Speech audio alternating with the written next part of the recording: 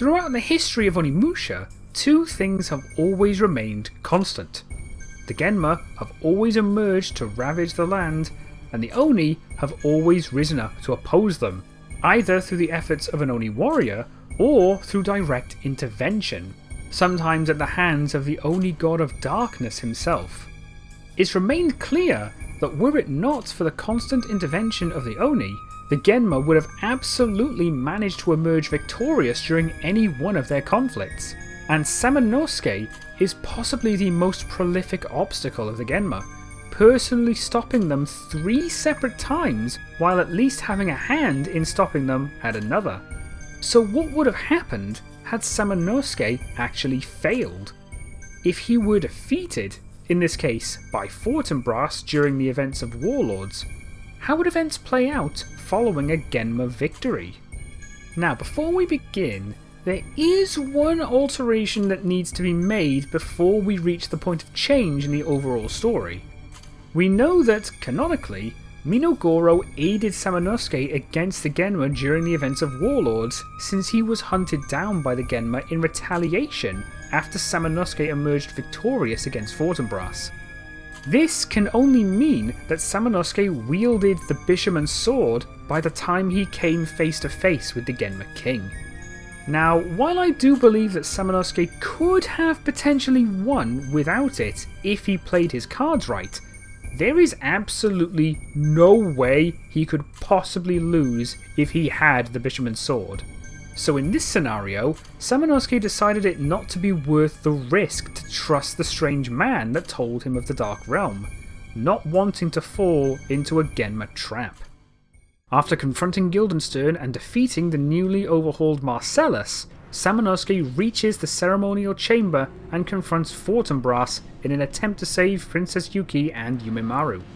He manages to put up a good fight, but in the end, Fortinbras proves too much for the Oni and successfully kills him. Yuki and Yumimaru are terrified as they watch his death, while Fortinbras feels only elation. This is absolute proof to him. Proof that the Oni have truly grown too weak to oppose the Genma now. There is nothing left that can defeat them anymore. It's here that Kaede arrives, only to realise that she is too late as she witnesses Samanosuke's motionless corpse.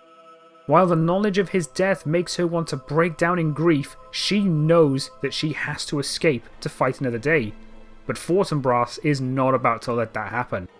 Before she can flee, he lunges his claws forward, piercing Kaede's torso and immediately killing her too. The two prisoners are left beyond horrified, not only at witnessing the death of Samanosuke and Kaede, but knowing that there's nothing left that can save them now. As Kaede's body drops to the ground, Nobunaga arrives to the chamber to meet Fortinbras, and the Genma King, perhaps to test his loyalty, orders him to kill Yumimaru there and then. Yuki begs and pleads for him to be spared, but her pleas fall on deaf ears as Nobunaga, without hesitating, draws his sword and drives it through Yumimaru's heart. This pushes Yuki completely over the edge, and she is practically driven mad with grief, reduced to little more than incoherent crying and wailing at the sight of Yumimaru's death. My god, this got dark. Fortinbras, satisfied at this sight, orders her death as well, and Nobunaga instantly decapitates her. As planned, her skull is soon hollowed and filled with her blood, and once it receives a blessing from Fortinbras, Nobunaga drinks it, completing the ceremony and granting him the dark power that was promised, while also cementing his eternal servitude to the Genma. As expected, the completion of this ceremony releases a massive wave of dark energy, ending the lives of all living things in the immediate area of the Inabayama Castle. The only known human survivor is Tokichiro, who was taken to safety by the Genma themselves due to how useful he proved to be in the capture of Yumimaru. As for the non-humans, Minogoro warps himself to a safe distance once Samanosuke entered the demon world, so he is able to survive as well. Luckily for him, he is not hunted down since he provided no aid to the Oni, if only due to Samanosuke's lack of trust in him. With the completion of the ceremony, Fortinbras decides to have the dead humans served as food for the Genma. However, Guildenstern requests Samanosuke's body in order to resurrect him as a servant of the Genma, similar to Marcellus.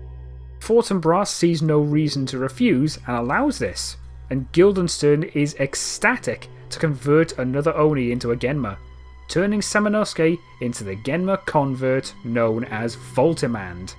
Even worse, Voltimand holds all 3 Oni orbs that Samanosuke had once held, making him far more dangerous than his predecessor Marcellus.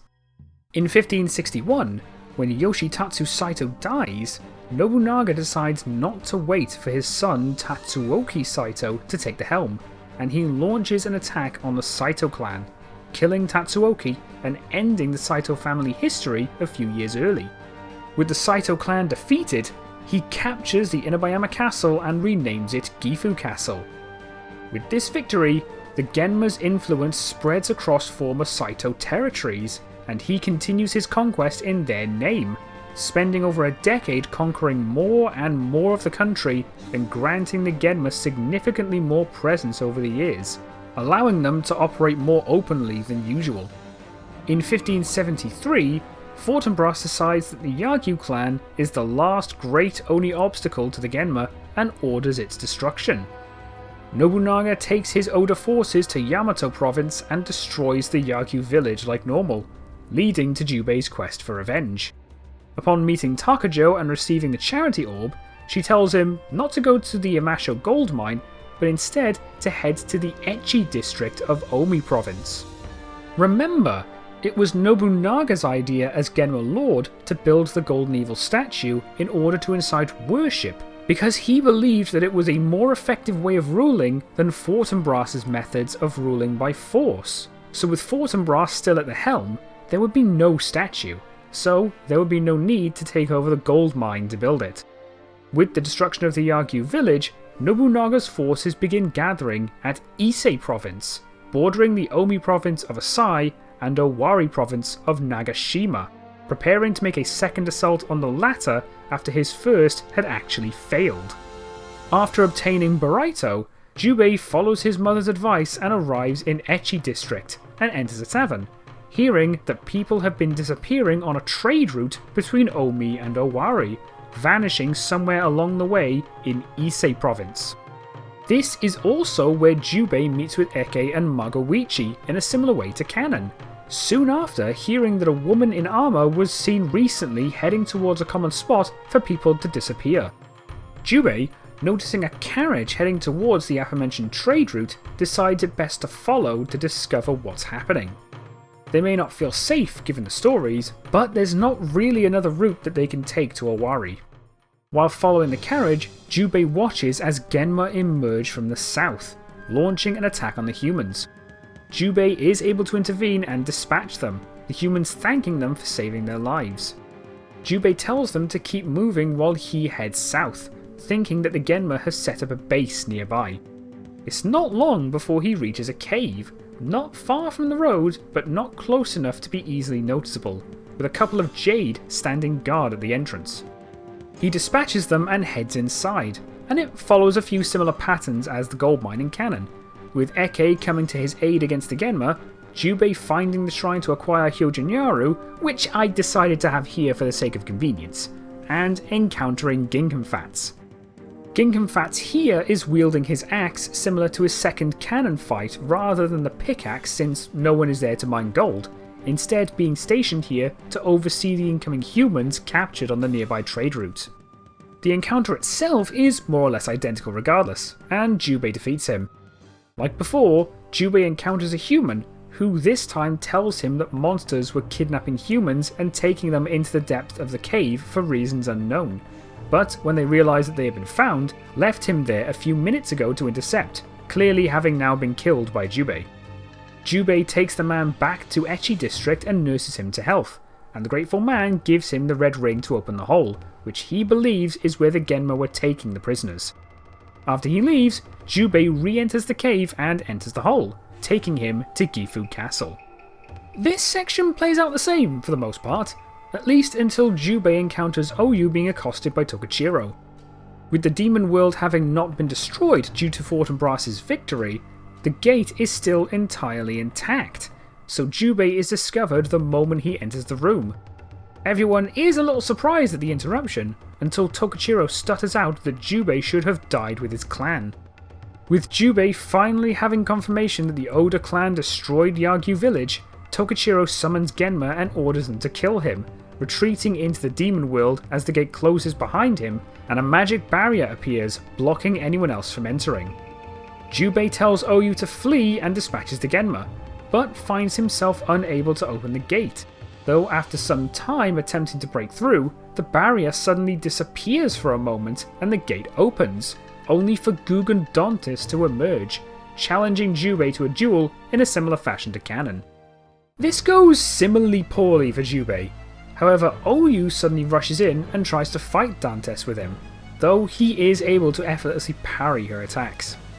Realizing that Jubei is too weak to defeat him on his own, Dantes decides to leave through the demon gate and it once again closes behind him, the magic barrier reappearing to block the two from following.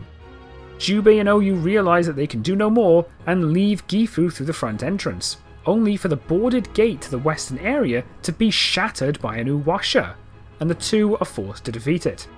Once they do, they enter through the gate and find the large metallic orb, leading to Jubei using Oyu's Faith Orb to awaken it and ride on the new metal horse back to Echi District. From here, events return to normal for most of the game, at least until Jubei returns to the Oni sacred place from Gifu after receiving the Great Powder Tube from Magoichi. While at the Blood Pond, he actually comes across Mino Goro, who offers him passage to the Dark Realm much like he did for Samanosuke. Jubei decides to trust the Mino and he reaches the end of the Dark Realm, obtaining the Bishamon Ocarina. Events return to normal once again until Tokichiro hijacks the Oni Genbu, taking it to support Nobunaga as he leads his army in the Nagashima siege. However, like Kanon, Jubei and Oyu reach the Genbu and force Tokichiro to flee, leading to Jubei firing the Genbu's weapons and devastating Oda's armies. Nobunaga and Tokichiro are able to survive the onslaught, but are forced to sound the retreat, causing the second Nagashima siege to fail. Like usual, the Genbu crashes at Gifu and Oyu is lost in the blaze, leaving Jubei alone to fight the large Gyaran and retrieve the gold scale. Unlike in Kanon, however, there is no Genma structure alongside the castle. Instead, the scale ends up deactivating the barrier blocking the demon gate, though Jubei also takes the time to find the Rekaken in the Purple Phantom Realm. With this, Jubei manages to climb his way back down and reach the gate, and mirroring Samanosuke, opens it to enter the demon world.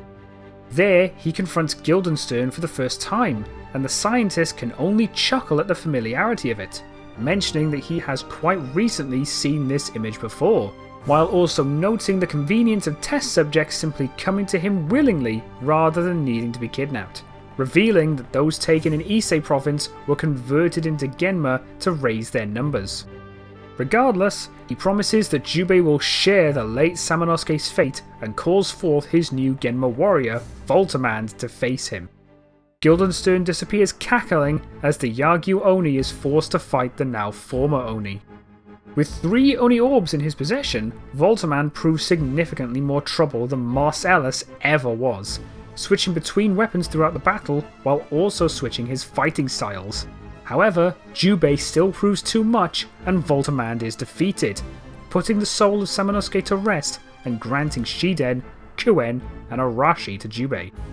Like a previous What If, Jubei obtains the respective Oni weapons by holding the orbs in his marked hand since he has no gauntlet. With Voltamand defeated, Jubei moves forward and finds the door leading to the Bishamon sword, using the Bishamon Ocarina to open it and obtain the sword. However, as he exits back out of the small room, he finds Oyu standing to his right, clearly having survived falling into the burning Genbu. This scene plays out like normal for the most part, with Jubei telling her to leave not due to her brother, but because her lack of Oni power would render Fortinbras way out of her league, leaving her and heading towards the Genma King. As he enters the large spiral room, he hears the voice of Ginkenfatz as he calls this their final battle, and Jubei readies to dispatch him a third time.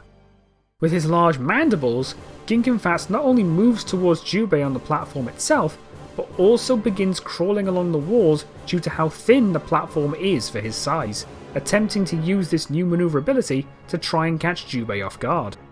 However, Jubei is able to catch on quite quickly and knock him off the wall a couple of times, forcing the Genma to split his upper body from his lower, flying up and down through the chamber while his lower body continues scaling the walls. Eventually, Jubei is able to defeat Ginkenfatz, causing his wings to break and him to fall into the abyss below them. With only the Genma's hammer remaining, Jubei successfully obtains the Strength Orb. Jubei reaches the ceremonial chamber and is confronted by Fortinbras, surprised and annoyed to see yet another Oni attempt to defy him. Jubei promises vengeance for the destruction of the Yagyu, and Fortinbras bellows with laughter at their destruction, grimly proclaiming that with Jubei's death, the Oni will die with him, leaving nothing left to stop the Genma's conquest of the world. Jubei raises his blade and the two begin their fight. This fight is massively tipped in Jubei's favour here. Consider the following: while Samanosuke, even if he failed, still had a chance of winning with only 3 Oni weapons but without the Bishaman sword, Jubei is currently in possession of 7 Oni weapons. The 4 he obtains normally throughout Onimusha 2, and the 3 he just received from Voltamand. On top of that, not only does Jubei have the Bishaman sword, but also the Rekka Ken, which, while not as powerful as the former, is still at a very comfortable second place.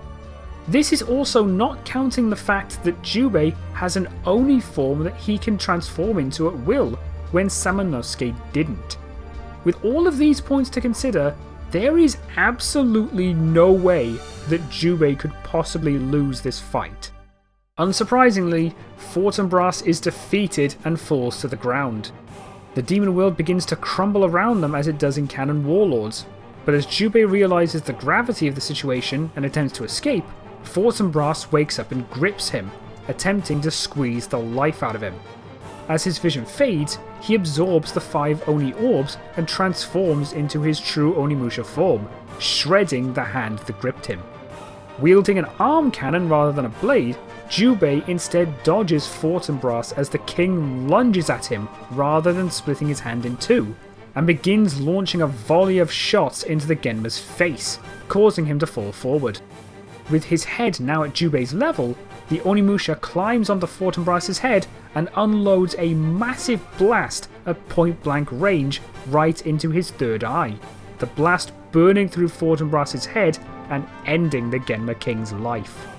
As the demon world further collapses, Jubei takes the chance to escape and goes into hiding, much like in canon. While Ginkenfatz wasn't sent tumbling into a burning pit like he does in canon, he is still within the demon world when it crumbles, causing him to get crushed entirely by the debris and killing him so completely that he is incapable of resurrecting a third time. The death of Fortinbras causes a great deal of panic within the Genma, initially believing that the Oni were too weak to oppose them, only for an Oni to kill their lord. While Nobunaga likes the idea of taking over as the Genma Lord, the completion of the Dark Ceremony 13 years prior leaves him forever their slave, making it impossible for him to be even considered a potential candidate.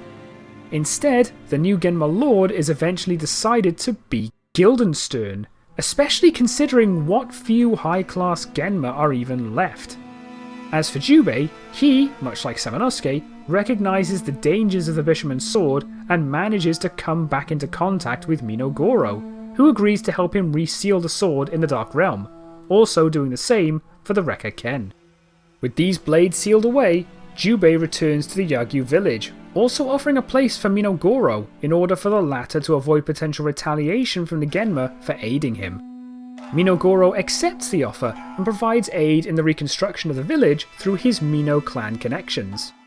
While this is happening, Guildenstern gains power befitting the Lord of the Genma, becoming almost as strong as Nobunaga did at the end of Demon Siege, and soon shifts the Genma's focus to a more scientific approach.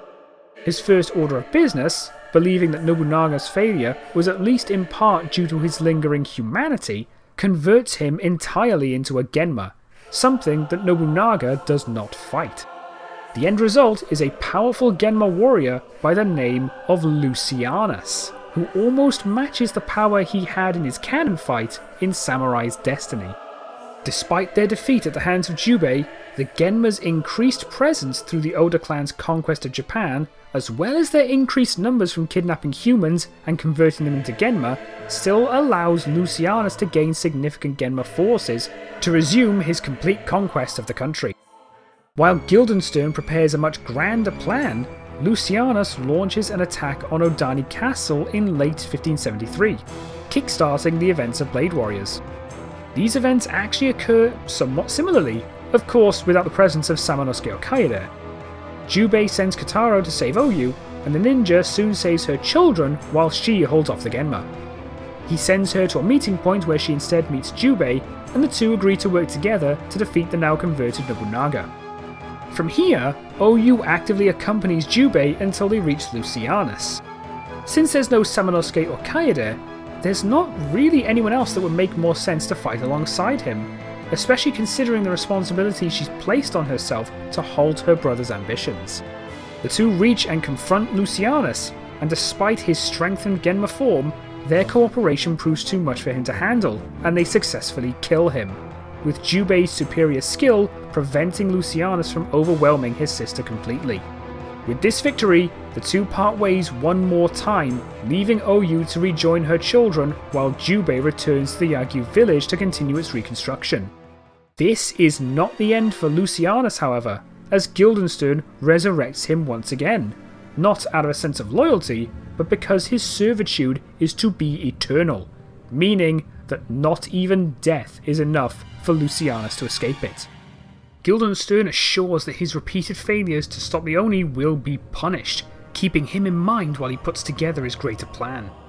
Since he hasn't proven as prone to failure as Lucianus, the newly named Hideyoshi is chosen to lead the Oda clan in its continued conquest of Japan, leaving Lucianus to sit back and watch while somebody else is left to fulfill what was once his desire. This proves to only be half of his punishment, however, and as Guildenstern begins working on his plans to spread the Genma's influence across time, he has Vega Donna take control of Mont Saint-Michel to use as a base for his experiments, and forces Lucianus into manual labour alongside the French slaves under her thumb for the next few years. While Lucianus is trapped performing slave labour for Vega, Hideyoshi proves to be an extremely effective commander for the Oda clan, successfully conquering multiple sections of Japan, much to the pleasant surprise of Guildenstern. The new Genma Lord soon converts Hideyoshi into a Genma similar to Ranmaru, allowing him to retain his original name. This increase in power only further increases his effectiveness as a commander as well, and he continues conquering Japan in the name of Guildenstern. This means that he is not actually sent abroad to expand their conquest to the continent, since Lucianus is no longer in a position to conquer Japan in the meantime. Naturally, Mitsuhide grows extremely concerned with the Genma's growing influence, and with no Samanosuke or Kaede to face the Genma, he is forced to contact Jubei and request his aid in a planned rebellion against Hideyoshi and the Oda clan.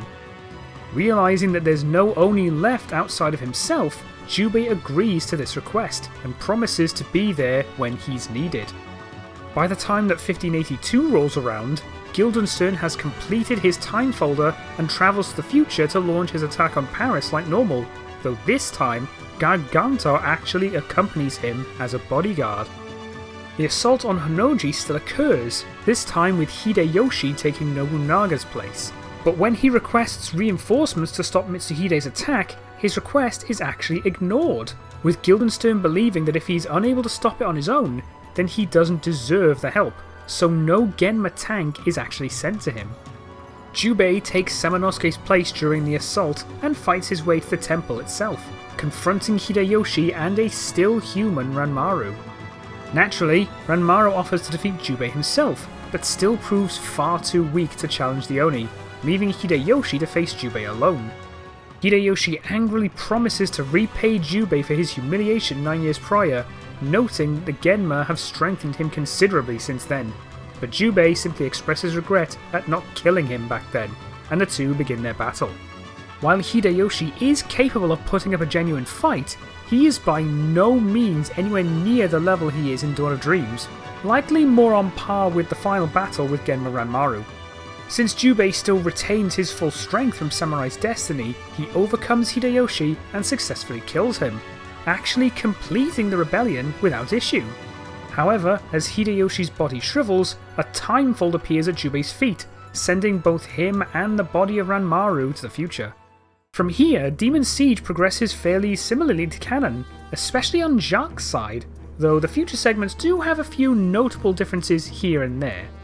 As Jubei is sent to the future, he realises that his Oni magic has been drained, much like Samanosuke's in canon, and he soon finds Jacques protecting Philippe from the army of Zorm. As his ammunition runs out, however, the Zorm back away as Garganto appears, commending Jacques for his efforts despite being only human. Regardless, he prepares to kill the Frenchman, only for the attack to be blocked by Jubei. The appearance of the Oni actually brings a smile to Garganto's face, excited at the prospect of a worthy foe, introducing himself to Jubei and challenging him. Jubei accepts, noting his similarity to Guggendontis, and Garganto mentions his own respect for the late swordsman, extending praise towards Jubei for being skilled enough to best such a warrior. The two begin their battle, but soon notice Jacques and Philippe being pulled through time by another stray timefold. Realising that this must be how Jubei arrived, Garganto proposes postponing their battle and leaves to report these events to Guildenstern. Events here match with canon for most of the section now, with Jubei gaining Tenso through holding the orb in his marked hand, meeting and saving Michel, and climbing the Arc de Triomphe to confront Guildenstern. This time, Garganto is with him as they both notice the argue, and after Jubei learns of Guildenstern's involvement, he is left to face Brainstern. However, Garganto actually protests, believing it to be insufficient to stop Jubei, but Guildenstern chastises him for his doubts, ordering that they both leave in order to further their plans. Naturally, Garganto is proven correct and Brainstern is defeated. Jacques' section in Mount Hiei is practically identical here, with the only real difference being Jubei replacing Samanosuke. Even Marcellus is called instead of Voltimand, if only in the assumption that having already defeated a strengthened Voltimand, Marcellus may prove to be the better option since Jubei has never faced him before. As usual, Marcellus is beaten and Akko heads to the future to meet with Jubei. This part of the game is also pretty much identical, with again the only difference being Jubei instead of Samanosuke. After exiting the sewers and meeting with Henri in Jacques' home, Akko returns to Jacques and he goes with Jubei to Sakai after discovering the watches in the Torea stamped crate. This once again goes as normal, at least with the only difference being that Akko's explanation of Guildenstern after finding his time lab journal also includes that he had risen to become the new Genma Lord after Jubei had defeated Fortinbras. Other than that, the encounter with Heihachi goes the same, ending with Jacques reaching the western ship as it heads towards the undersea temple. The Notre Dame segment is also identical, at least until Jubei confronts Guildenstern and Garganto, learning of the former's plan to master time folds. When Guildenstern sends to Dordo to stop Jubei, Garganto again voices concern over whether they will be enough, only for Guildenstern to reprimand him again for doubting him, and they both escape through the transportation device. After this, the only change that we see throughout the temple is that Minogoro actually reprises his role as the gatekeeper to the Dark Realm, also aiding Jacques in the future for the same purpose. You may find that questionable, but remember that Dawn of Dreams confirms via Minokichi that there was only one gatekeeper that helped Jacques and Samanosuke in Demon Siege, confirming that they are capable of not only travelling through space, but also time. Other than that, events now remain identical until Jubei and Henri are saved by Michel at Boulogne Zoo. Once Jubei finds the key to the research centre and confronts Guildenstern, the scientist actually leaves Genma Ranmaru to defeat him rather than face the Oni himself, something that Garganto once again believes would be insufficient, but decides to hold his tongue this time as he leaves with Guildenstern. Despite his best efforts, Genma Ranmaru is defeated and actually killed, leaving Jubei to rescue Michel and Henri. The Mont Saint-Michel section also goes identically for both Jubei and Jacques, outside at least of one very important moment. In the past, when Jacques enters through the Red Door and finds French slaves working under the cruel demands of Vega, he quickly herds them out as soon as she leaves, only to be confronted by a Genma in response. This Genma turns out to be Lucianus, who was still in Mont Saint Michel having completed his time as slave labour, and was recently assigned as an enforcer to ensure that they keep working. He tells Jacques that nobody defies the Genma and introduces himself as Lucianus. Jacques, having heard of his previous identity of Nobunaga, actually pities the former warlord for being reduced to a slave of the Genma. Lucianus claims to be far stronger than he could ever be without them, but Jacques fires back that while he is able to conquer more effectively now, he can never again do so for himself, only for the Genma. This angers Lucianus, who promises to make Jacques pay for his defiance and attacks. With him being at nearly the same strength he was in Onimusha 2, he puts up a difficult fight for Jacques, but the Oni still proves too much and defeats him, leaving Lucianus to wallow in his repeated failures, and in a final moment of clarity, at last realises his mistake of selling his soul to the Genma as he dies. With Lucianus dead, events return to normal once again, until Jacques and Jubei retrieve the Oni army orb and begin their assault on Azuchi Castle. While neither of them have the gauntlet necessary to utilise it, Jubei is able to hold it in his marked hand and use his innate Oni blood to assert control over the army, telling Jacques to go ahead and assault the castle. As Jacques climbs the rooftops of the castle, he is attacked by Voltimand instead of Marcellus, since Guildenstern has not only lost faith in the latter, but is also too busy in the future to resurrect Marcellus after his death at Mount Hiei. While Voltimand proves a more skillful opponent, his lack of Oni orbs initially taken from Samanosuke leaves him falling behind Jacques, who successfully defeats him and confronts Vegadonna. While not the Genma Queen due to Guildenstern not taking her as a wife, she still maintains her elitist attitude towards the Oni, demanding that he bow before the Genma, leading to their fight. Ultimately, Jacques defeats her and she dies cursing the Oni. Unfortunately, Heihachi still succumbs to Ranmaru's trap, and Akko is sent to the future to join Jubei as he climbs the Eiffel Tower. Initially, this section appears identical, at least until he is faced with a second Brainstorm. Halfway through the fight, Jubei watches as Brainstorm is suddenly struck from behind, falling to the ground and exploding. As the smoke clears, it is revealed to have been attacked by Garganto, who claims to have completely lost faith in Guildenstern's creations, noting the many defeats of Marcellus, Voltimand, and Ranmaru as prime examples. Deciding to defy his lord in order to ensure that his plans succeed, Garganto challenges Jubei himself, and the two begin a long and difficult battle. This battle actually plays out similarly to Samanosuke's cannon fight with the Genma, and while there's no Genma tank to destroy mid-fight, Garganto's greater strength eventually proves too much for Jubei to handle in his human form, forcing him to use his Oni form to overpower and defeat the warrior, much like Samanosuke. Before Garganto explodes on death, however, a timefold suddenly appears below him, trapping him inside and sending him to an unknown place and time. Jubei, concerned at the precision of the timefold, rushes towards the top of the tower to confront Guildenstern. The scientist is disappointed at Garganto's betrayal but says that he doesn't matter, proudly announcing that he has finally perfected his timefolder. Jubei realises that the timefolder has already been activated, and Guildenstern demonstrates his mastery of time by creating a fold beneath him and warping away, warning Jubei that he will use it to bring a massive swarm of Genma to the future, cackling as he vanishes. Worried, Jubei quickly tells Akko to return to the past in order to stop him. Akko rejoins Jacques and past Jubei as they join Mitsuhide's attack on Honnoji Temple, and the two Oni blitz through the Genma to find Ranmaru, who Jacques kills the same way as canon. With Heihachi avenged, the two enter the temple to find Hideyoshi alone. Hideyoshi again promises to repay Jubei for his past losses, though is clearly concerned at the prospect of facing two Onis. With nowhere near the kind of power that Nobunaga has in canon, neither Oni is incapacitated and both work together to completely overpower Hideyoshi. With the assault on Honnoji ending in success, the timefolder begins working to send Jacques back to his own time, and Jubei thanks him as they say their goodbyes. However, as the fold surrounds Jacques, Guildenstern suddenly appears from behind and strikes Jubei, incapacitating him. Ako, in a panic, promises to find the future Jubei and get his help, but as she and Jacques are both sent to the future, Guildenstern takes the opportunity to kill Jubei, deciding against stopping Jacques, if only to ensure that he isn't able to prevent Jubei's death. In the future, the Blanc family are reunited like canon, and they say their goodbyes to Jubei, thanking him for his help.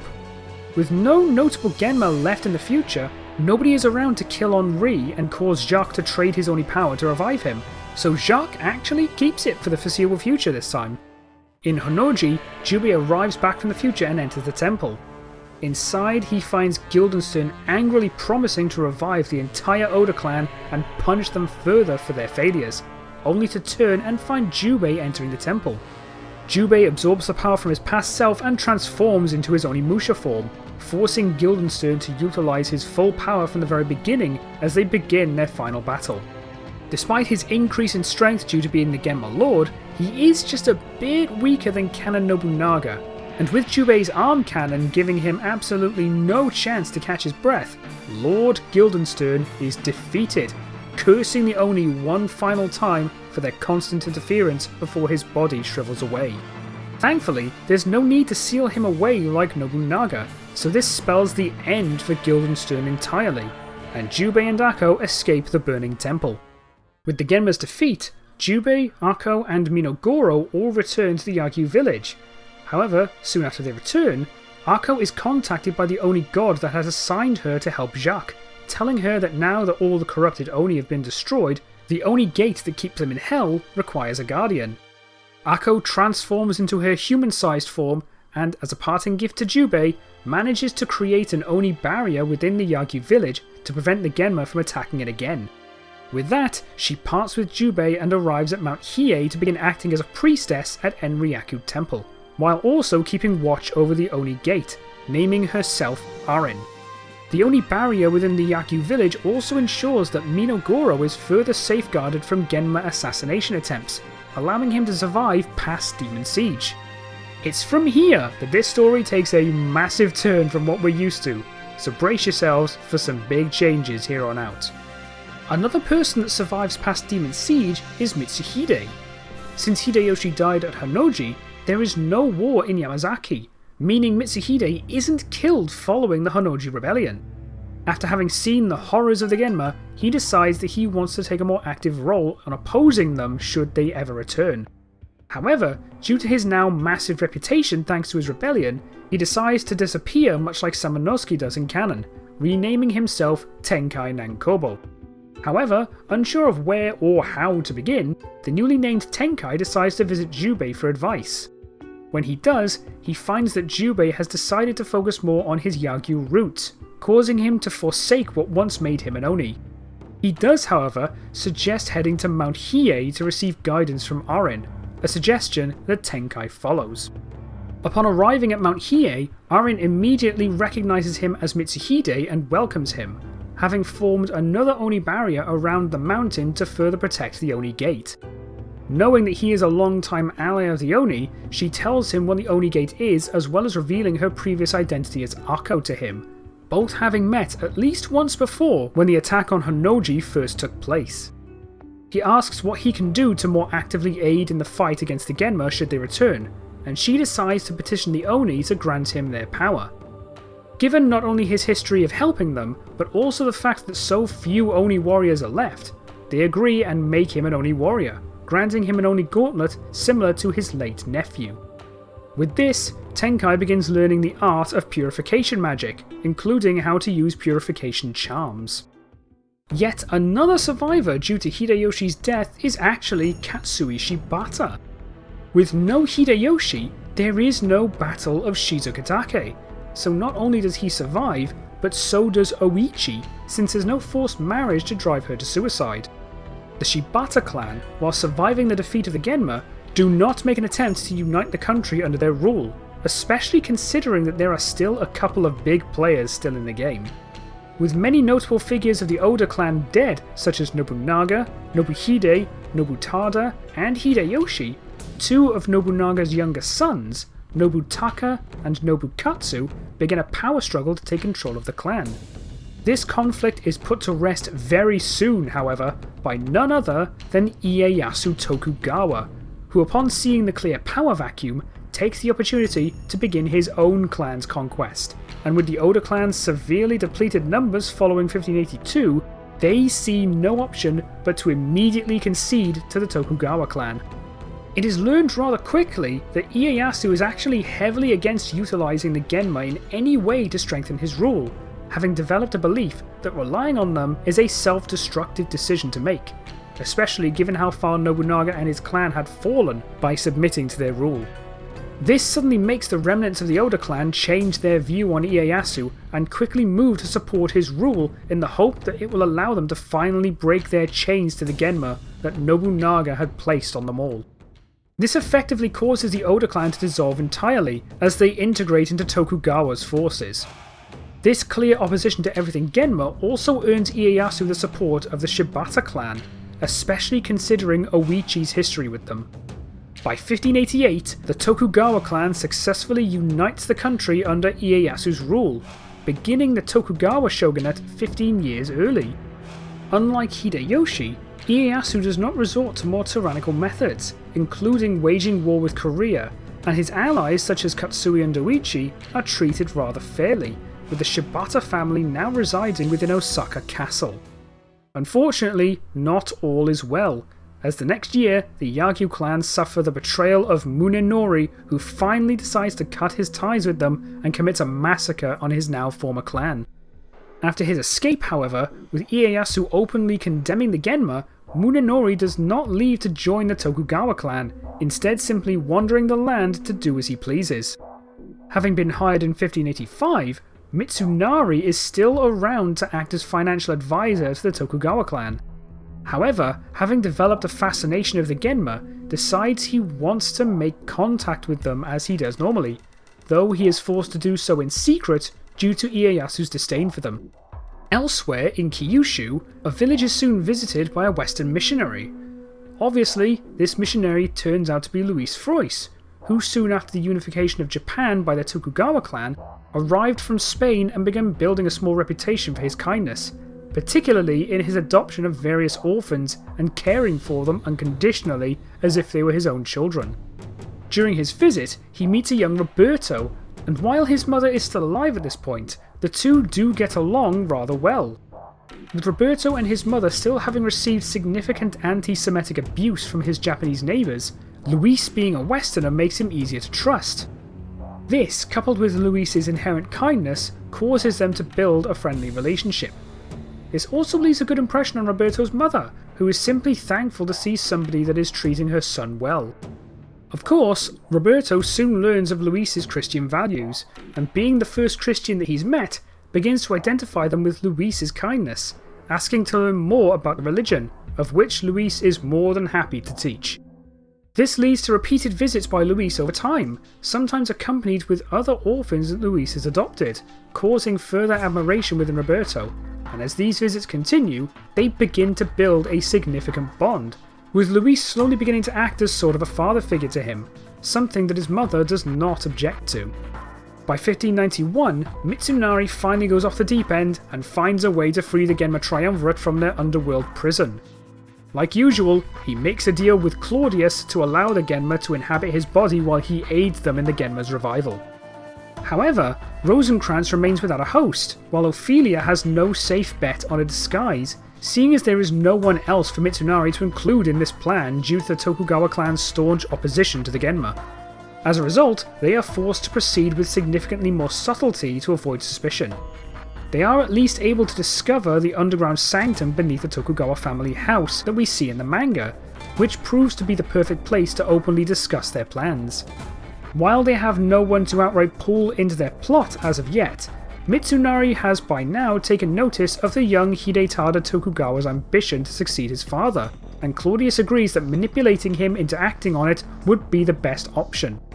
His desire for succession, coupled with his young age, makes igniting his ambition rather easy, and he begins treating him well and encouraging him to work towards succeeding his father. Just to avoid confusion, we'll be calling him Claudius from now on, unless it's from the viewpoint of a character who thinks it's Mitsunari. Hidetada, noticing Mitsunari's encouragement, begins to seek him for advice more and more over time, with Claudius slowly building his confidence, leading him to be more brazen in his attitude than we see in the manga. By 1592, Hidetada begins to see Mitsunari as a bit of a confidant, opening up to him about his desires and doubts. Claudius, seeing this trust, decides to lead him into the underground sanctum in order for him to be able to speak freely without judgment from those also within the Jirakudai Palace. Hidetada expresses concern about Ogimaru, noting that he is currently first in line to succeed Ieyasu when he dies, wanting a way to move ahead of the line. Hidetada mentions his seeming obsession with war, believing that he wouldn't be fit to be the next ruler, and Claudius subtly encourages him to find a way to make it happen.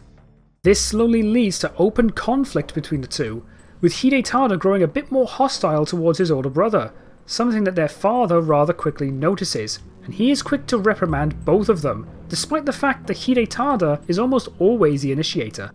This ironically unfair shared punishment stems from Ieyasu's lingering resentment towards Ogimaru due to having been born out of wedlock, and this repeated unreasonable blame placed on him begins to disillusion Ogimaru over time. By 1593, after further punishments for these repeated conflicts, Ogimaru decides that enough is enough and leaves the Tokugawa household, having no desire to rule nor face consequences for his younger brother's constant hostilities. This causes Ieyasu to formally disinherit Ogimaru from the line of succession, placing Hidetada first in line to rule when the time comes. Naturally, Hidetada, while still facing punishment for this final conflict, is left ecstatic at this development, finally certain that nobody will stop him from becoming the lord of the Tokugawa clan. Claudius congratulates him on this outcome, telling him that despite his age, he knows what must be done to get the required results. With this new confidence, Hidetada is then told that he could be ready for the position as lord sooner than anyone expected. This constant praise and encouragement starts convincing Hidetada that he very well could be fit to rule right now, and Claudius slowly begins to play with the idea of taking over Ieyasu even sooner than he thinks, at least if something were to happen to Ieyasu. Initially, Hidetada is opposed to the idea of his father's premature death, but Claudius tells him that it was him who was able to drive Ogimaru away and secure his position, while Ieyasu was unwilling to make the decision himself, labelling him too weak-willed to do what needs to be done. This begins to change Hidetada's mind, and Claudius eventually plays with the idea of making his succession happen himself, clearly encouraging him to kill his father to succeed. Eventually, believing that Mitsunari is right about his father's lack of will, Hidetada finally agrees that it is necessary for the Tokugawa family to become lord as soon as possible. One evening, with Mitsunari's aid in distracting any potential witnesses, Hidetada manages to poison his father's food, and Ieyasu, completely none the wiser, ends up dying in his sleep after a few days of deteriorating health. In order to keep suspicion low, Claudius takes charge in burying the late lord, and his death is ruled as an unfortunate and unexpected illness. As a result, Hidetada is soon named the new leader of the Tokugawa clan, much to his delight. After a funeral is held for Ieyasu, Hidetada soon begins his reign as the new ruler, and soon organises for Tadayoshi to become the head of the Yuki household. While on the surface this is done to grant a level of influence to Tadayoshi as a reward for his faithful following of the late Ieyasu, the true motive is to slowly whittle down any potential heirs to the Tokugawa clan, eventually ensuring that Hidetada is never challenged by his siblings. Seeing that Hidetada is now getting practically drunk on his newfound power and influence, Claudius finally decides that now is the time to reveal his plan concerning the Genma. Well, at least partially. Further preying on Hidetada's still growing ambition, Claudius once again brings him to the underground sanctum and reveals the truth of his habitation of Mitsunari's body, something that Mitsunari consented to. Hidetada is shocked by this revelation, especially considering his late father's opposition to the Genma, but Claudius offers Hidetada a chance to gain even more influence and power than he could possibly imagine, describing the Genma's plan to revive the Genma God of Light, including planting Genma trees as well as the Genma Mother Tree. However, Fortinbras would be unable to resurrect without a vessel, so he offers to make Hidetada the vessel, granting him the power of a god and ensuring that nobody could possibly defy him ever again. While Hidetada is rather apprehensive to utilise the Genma due to his late father's words, he finds the temptation of even more power practically irresistible and agrees to the plan. With this, Claudius also reveals the existence of Ophelia and Rosencrantz to him, identifying the three as the Genma Triumvirate. He also explains that while Ophelia is able to manifest somewhat thanks to her mastery of dark magic, Rosencrantz requires a host, much like Claudius for now. While they are not yet able to find a good host for Rosencrantz, Ophelia reveals her ability to shapeshift into whoever she chooses, suggesting that she do so as someone close by to keep up appearances.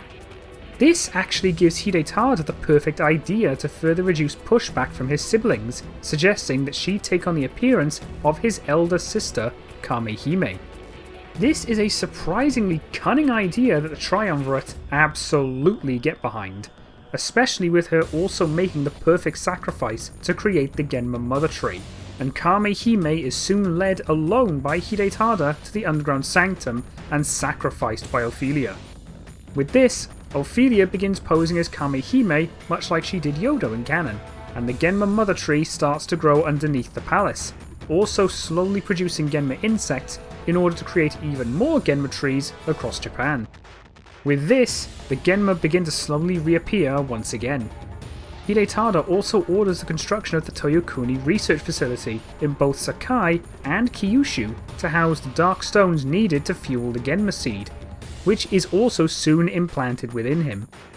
Soon after this is done, Rosencrantz finds himself a host body in the form of an unnamed monk that had recently started working closely with the Tokugawa family.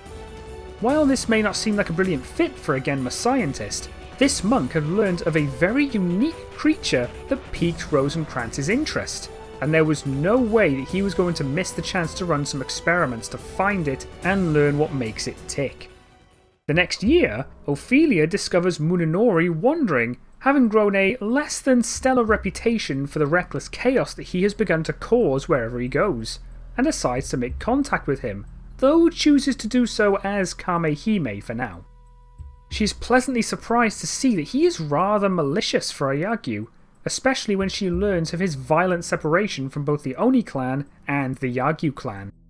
Seeing that he has begun opposing the Oni, she brings up the possibility of working alongside the Genma to destroy them, and Munenori expresses significant interest with a grim smirk.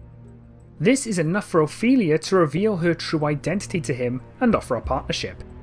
Munenori accepts, complimenting Ophelia's cunning nature, something that Ophelia comes to admire in Munenori as well. This obviously leads them to gain a more personal loyalty to each other similar to canon as they begin working together. Naturally, the apparent change in Kamehime does not go unnoticed, particularly by Hidetada's younger sister, Tokuhime.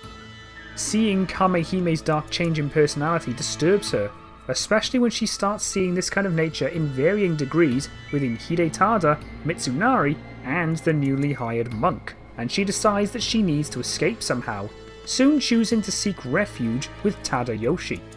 In order to reduce suspicion, she announces that she is visiting the Yuki household in order to ensure strong relations between he and Hidetada, as well as making sure that the former makes no attempt to oppose the latter. Also noticing the return of the Genma by now, she requests an escort in the form of what used to be the remnants of the Oda clan, knowing their history as former slaves to the Genma. When she arrives to the Yuki household, she immediately tells Tadayoshi of her concerns about Hidetada and Kamehime, and Tadayoshi agrees that something is wrong. Believing that she is no longer safe at the Tokugawa house, she requests for her and her forces to take refuge within the Yuki household, a request that Tadayoshi accepts. Hidetada soon learns of Kamehime's decision to remain at the Yuki household for the foreseeable future, and while he initially considers this a betrayal, he quickly changes his tune when he realises that this means that there are no more siblings to contest his rule, so he decides not to even argue with her decision, much to their surprise.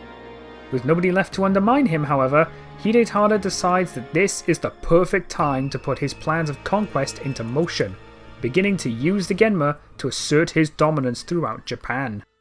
In Kyushu, Luis, during one of his many visits, expresses significant concern at the return of the Genma, especially with the discovery of their newfound immunity to human weapons.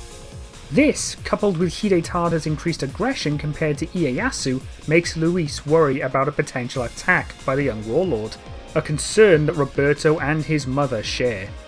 By now, not only has Luis clearly noticed Roberto's significant physical strength, but has actively encouraged him to continue getting stronger, especially now that the Genma have made their return. However, with the discovery that humans are unable to defeat them, Luis decides that they must take more drastic measures in order to survive, asking Roberto and his mother for a very large favour. He explains that while Roberto's strength would normally be enough to fight off potential threats, the Genma are a different beast altogether, so he plans to surgically implant him with exercising prayer beads in order to give him the magic power necessary to defeat the Genma and all other forms of evil. Roberto's mother in particular is very apprehensive about the situation, especially that it would place Roberto in constant danger, but both having known Luis more than long enough to have complete trust in him, with Roberto practically seeing him as a father figure by now, combined with the general necessity of having someone able to fight the Genma should they attack, causes his mother to consent to the operation. Roberto takes significantly less convincing, wanting to be able to use his strength for the greater good, which naturally includes fighting the Genma should he need to. Having obtained consent from both mother and son, Luis is left to complete the process without issue and successfully implants the exercising beads within Roberto. Roberto feels the effects almost immediately, feeling an almost holy power within himself, and with this new power, dedicates himself to further training to ensure that the Genma cannot overcome his strength. This proves to be a wise decision, as the village is soon attacked by Tokugawa forces, many of which are fueled by Genma insects, making it significantly more difficult to fight them off. However, with Roberto now sufficiently trained and also implanted with the exercising beads, he is soon able to fight back against the battle-crazed soldiers, allowing many of the villagers to escape with their lives, including his mother and Luis. After the survivors manage to escape, Roberto retreats from the battle and joins them, though the village itself is still destroyed and many inhabitants were unfortunately lost in the battle. Once Roberto meets with the remaining survivors, Luis, knowing that they have nowhere left to go, offers to take them to a safe place, an offer that they all accept. The remaining villagers also begin treating Roberto with more kindness and respect, following his valiant efforts in defending them from Hidetada's forces. Luis ends up bringing the survivors to a separate village, which turns out to be the place that he keeps his many adopted children, all of which are given the rundown and welcome the new refugees, especially Roberto, whom some have already met by now. Following similar attacks throughout the land, Hidetada officially strips his siblings of their claim to the Tokugawa rule entirely, confident that they are now incapable of even attempting to overthrow him, and Tadayoshi, despite this development, publicly pledges the Yuki clan's allegiance to Hidetada.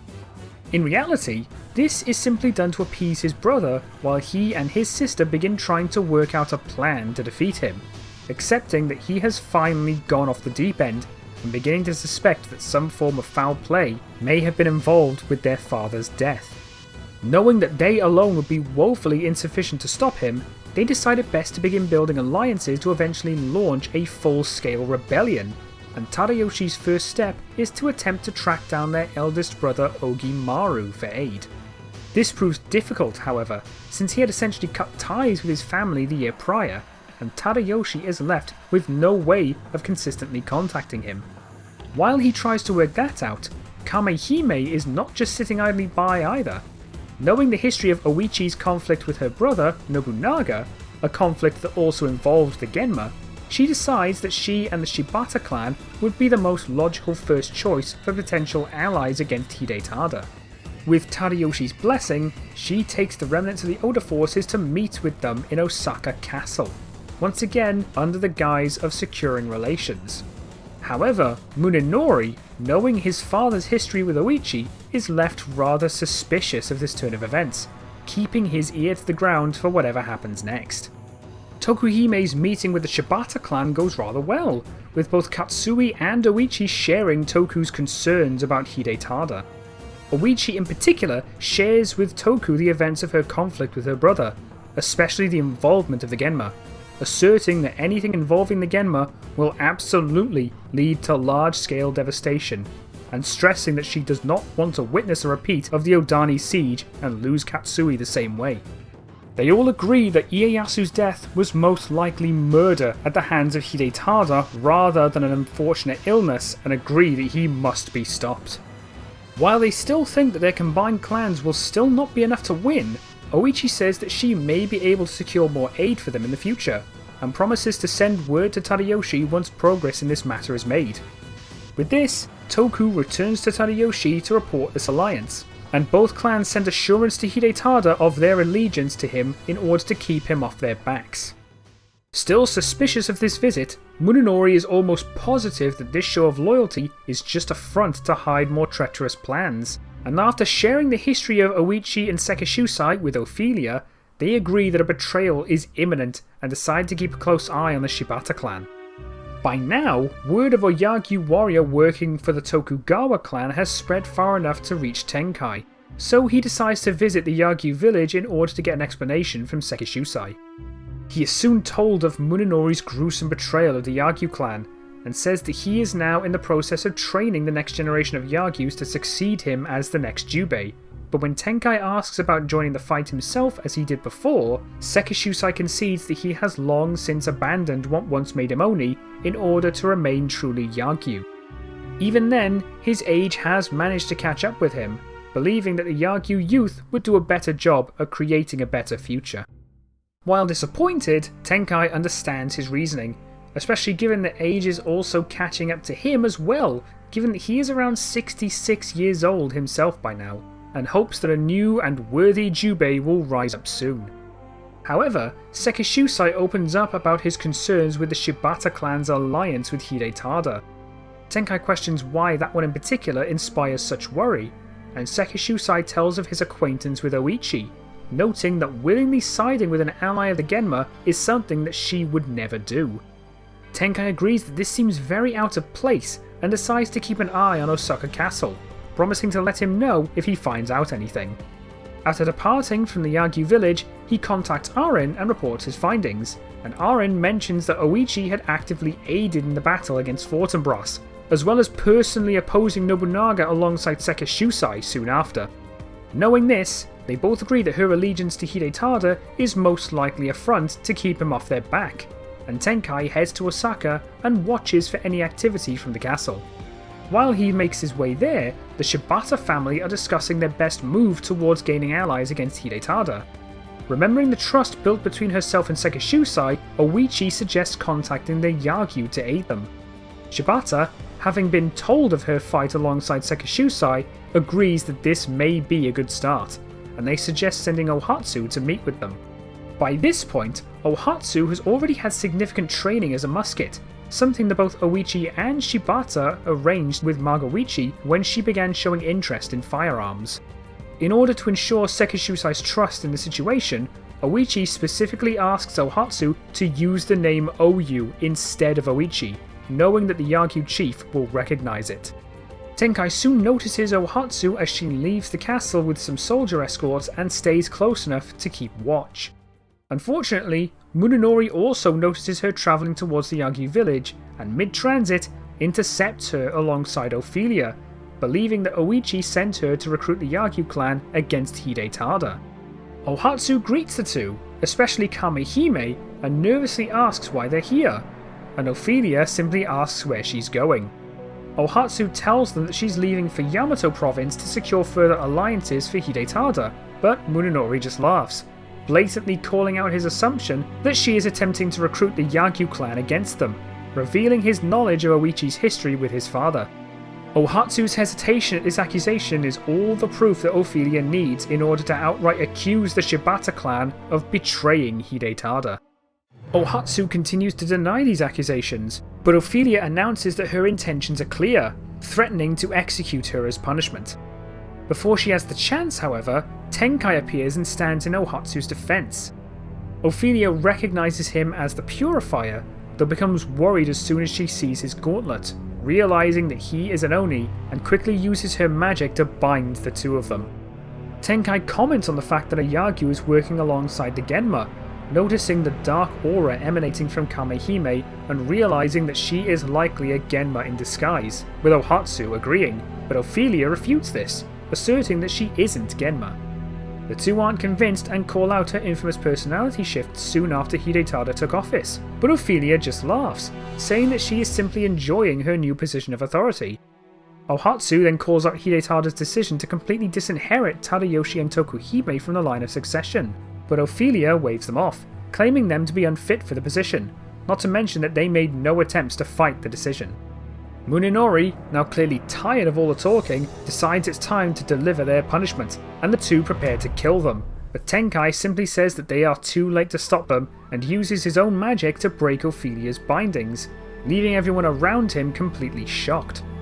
With them now freed, he prepares an incantation to attack Ophelia, creating a large circle of purification magic beneath their feet. Seeing what he's trying to do, Munenori attempts to stop him, but as he lunges towards the monk, he is forced to back off as Ohatsu pulls out her Tangeshima rifle and begins shooting toward him off, surprising him with her precision. As he prepares to retaliate, Tenkai's magic begins to activate, stunning him into inaction and shielding his eyes as the magic erupts, dealing heavy damage to Ophelia. As the magic fades, Munenori opens his eyes to find Ophelia almost completely incapacitated and telling him that they need to retreat. Annoyed that their attack failed, Munenori turns to Ohatsu and promises dire consequences for this defiance, grabbing Ophelia and fleeing with her. Once the two are gone, Ohatsu takes the chance to thank Tenkai for his aid, asking if he truly is an Oni. Tenkai confirms, and Ohatsu very clearly relaxes a bit more upon hearing this, remembering the stories that her mother told her of the Oni's tireless and endless battle against the Genma thanks to her encounters with Sekishusai and Takajo. Tenkai asks if she would like him to remain as an additional escort in case more Genma appear, and Ohatsu accepts, certain that he is not in league with Hidetada at this point. With Tenkai travelling with Ohatsu and the rest of her escorts, they arrive at the Yagyu village, Sekishusai surprised to see Tenkai again so soon.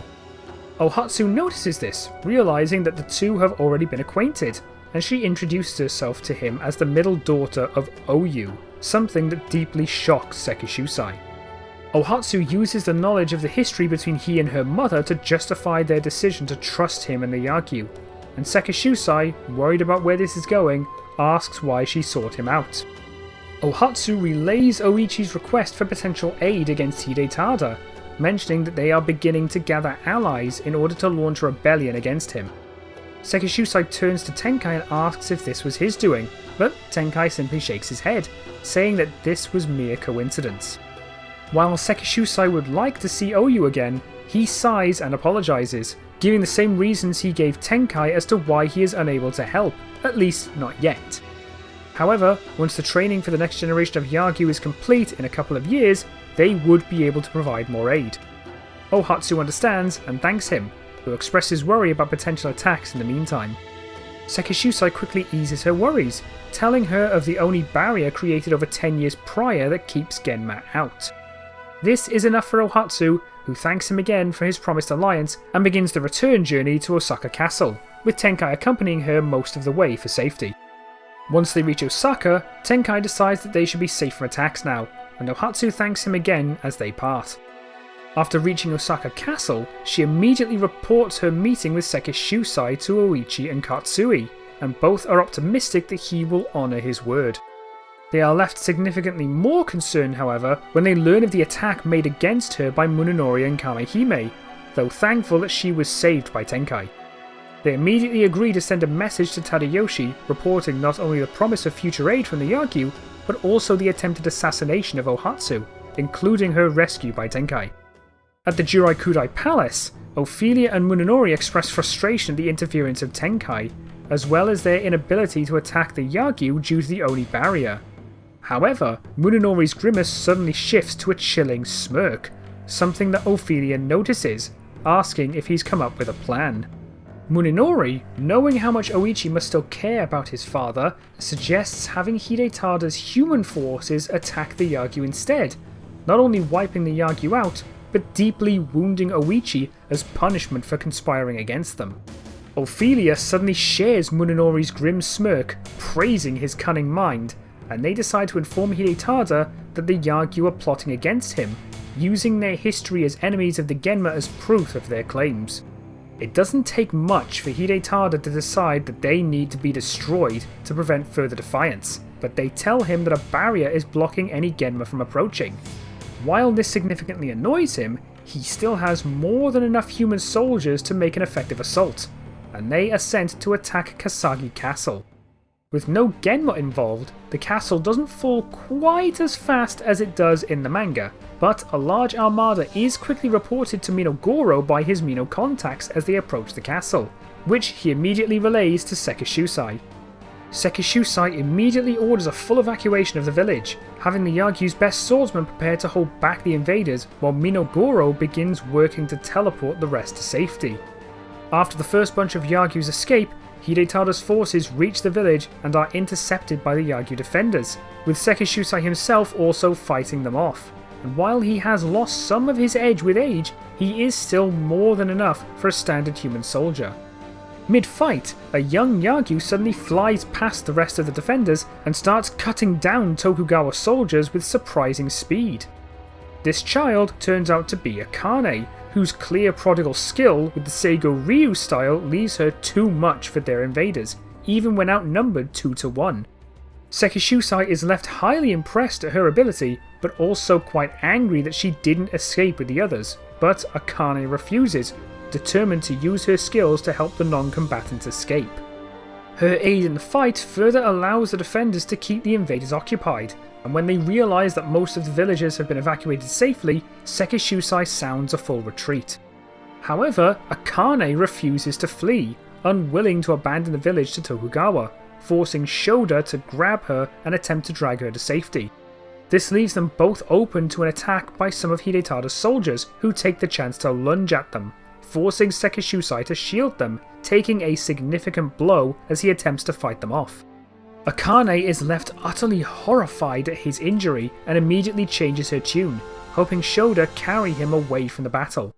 Luckily, Minogoro appears in time to warp them to safety, telling them after they arrive that they were the only ones left to save. Akane repeatedly and tearfully apologises to Sekishusai for getting him injured, though is beyond relieved to learn that his wound is not fatal as he is tended to by Shoda. Seriously, dude got stabbed multiple times in the manga and was fine 10 days later. He can totally take 1 or 2 slashes. While he reprimands her for ignoring his retreat order, he praises her clear skill despite her age. He does, however, tell her that she needs to be more mindful in the future, teaching her the wisdom of not only knowing when to fight, but also when to flee, reminding her that the Yagyu sword is a blade used to save lives, not take them. Akane understands and promises to remember this teaching, especially with the memory of Munenori's massacre still clear in her mind. With the Yagyu village no longer safe for them, Sekishusai suggests seeking refuge at Mount Hiei, mentioning that he has friends there that will likely help them. With no one objecting or having any better ideas, the Yagyu clan begin journeying towards Omi province. The Shibata clan soon hear of Hidetada's successful attack on the Yagyu village, and Oichi is left distraught when she learns that the Yagyu clan has now gone missing, worried that Sekishusai may actually be dead.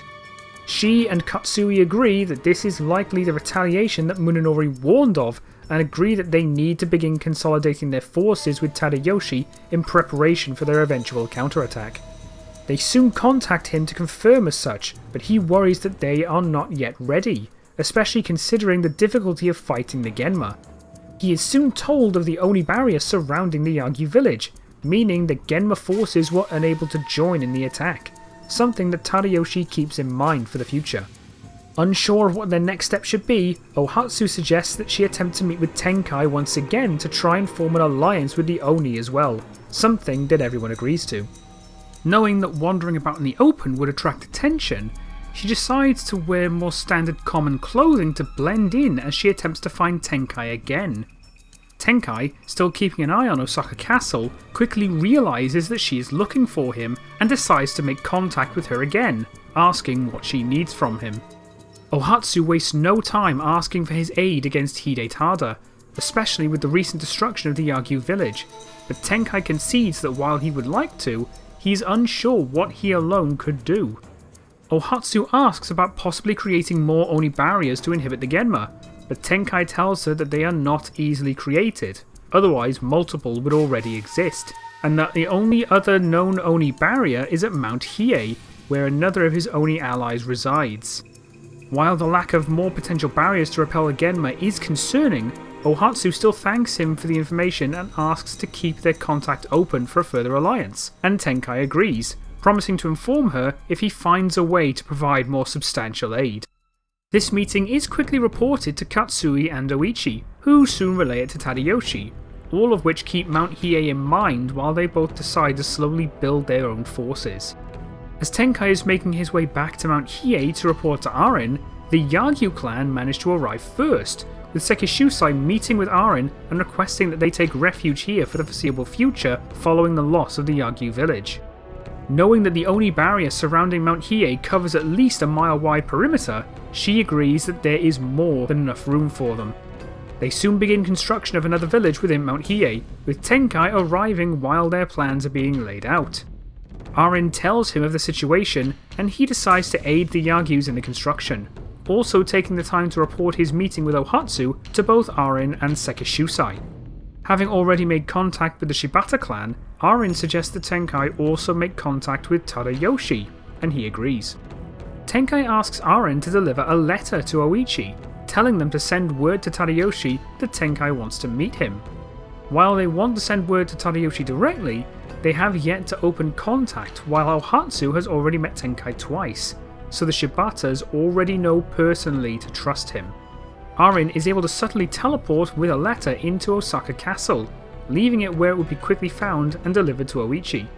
She follows Tenkai's request and sends word to Tadayoshi that Tenkai is on his way, and Tadayoshi is ready to allow Tenkai audience when he arrives in Shimosa province, greeting the monk rather warmly. As Tadayoshi and Tokuhime air their concerns about Hidetada and the Genma, Tenkai concedes that he is still unsure what he is able to do alone, though is pleased to at least report that the Yagyu clan survived Hidetada's attack and are now taking refuge at Mount Hiei. Relieved at the Yagyu clan's survival, Tadayoshi suggests that Tenkai track down Ieyasu's oldest son, Ogimaru, explaining his separation from the Tokugawa family following Hidetada's repeated hostilities before their father's death. While Tenkai is unsure whether it's worth it to track down a single warrior, considering he is still unaware of Ogimaru's Oni heritage, he agrees to at least try once Tadayoshi stresses that his skill as a warrior was practically unmatched. With this, Tenkai parts promising similarly open contact as he has with the Shibatas, and Tadayoshi reports his successful meeting to them, specifically mentioning that the Yagyus are still alive at Mount Hiei, something that deeply relieves Oichi and renews the hope that with their aid, they may still have a chance to defeat Hidetada in the future. Upon returning to Mount Hiei, Tenkai asks Minogoro to use his contacts to try and track down Ogimaru. In 1595, with the Genma becoming more and more prevalent throughout the land, Tenkai suddenly senses an extremely powerful awakening of Oni power somewhere.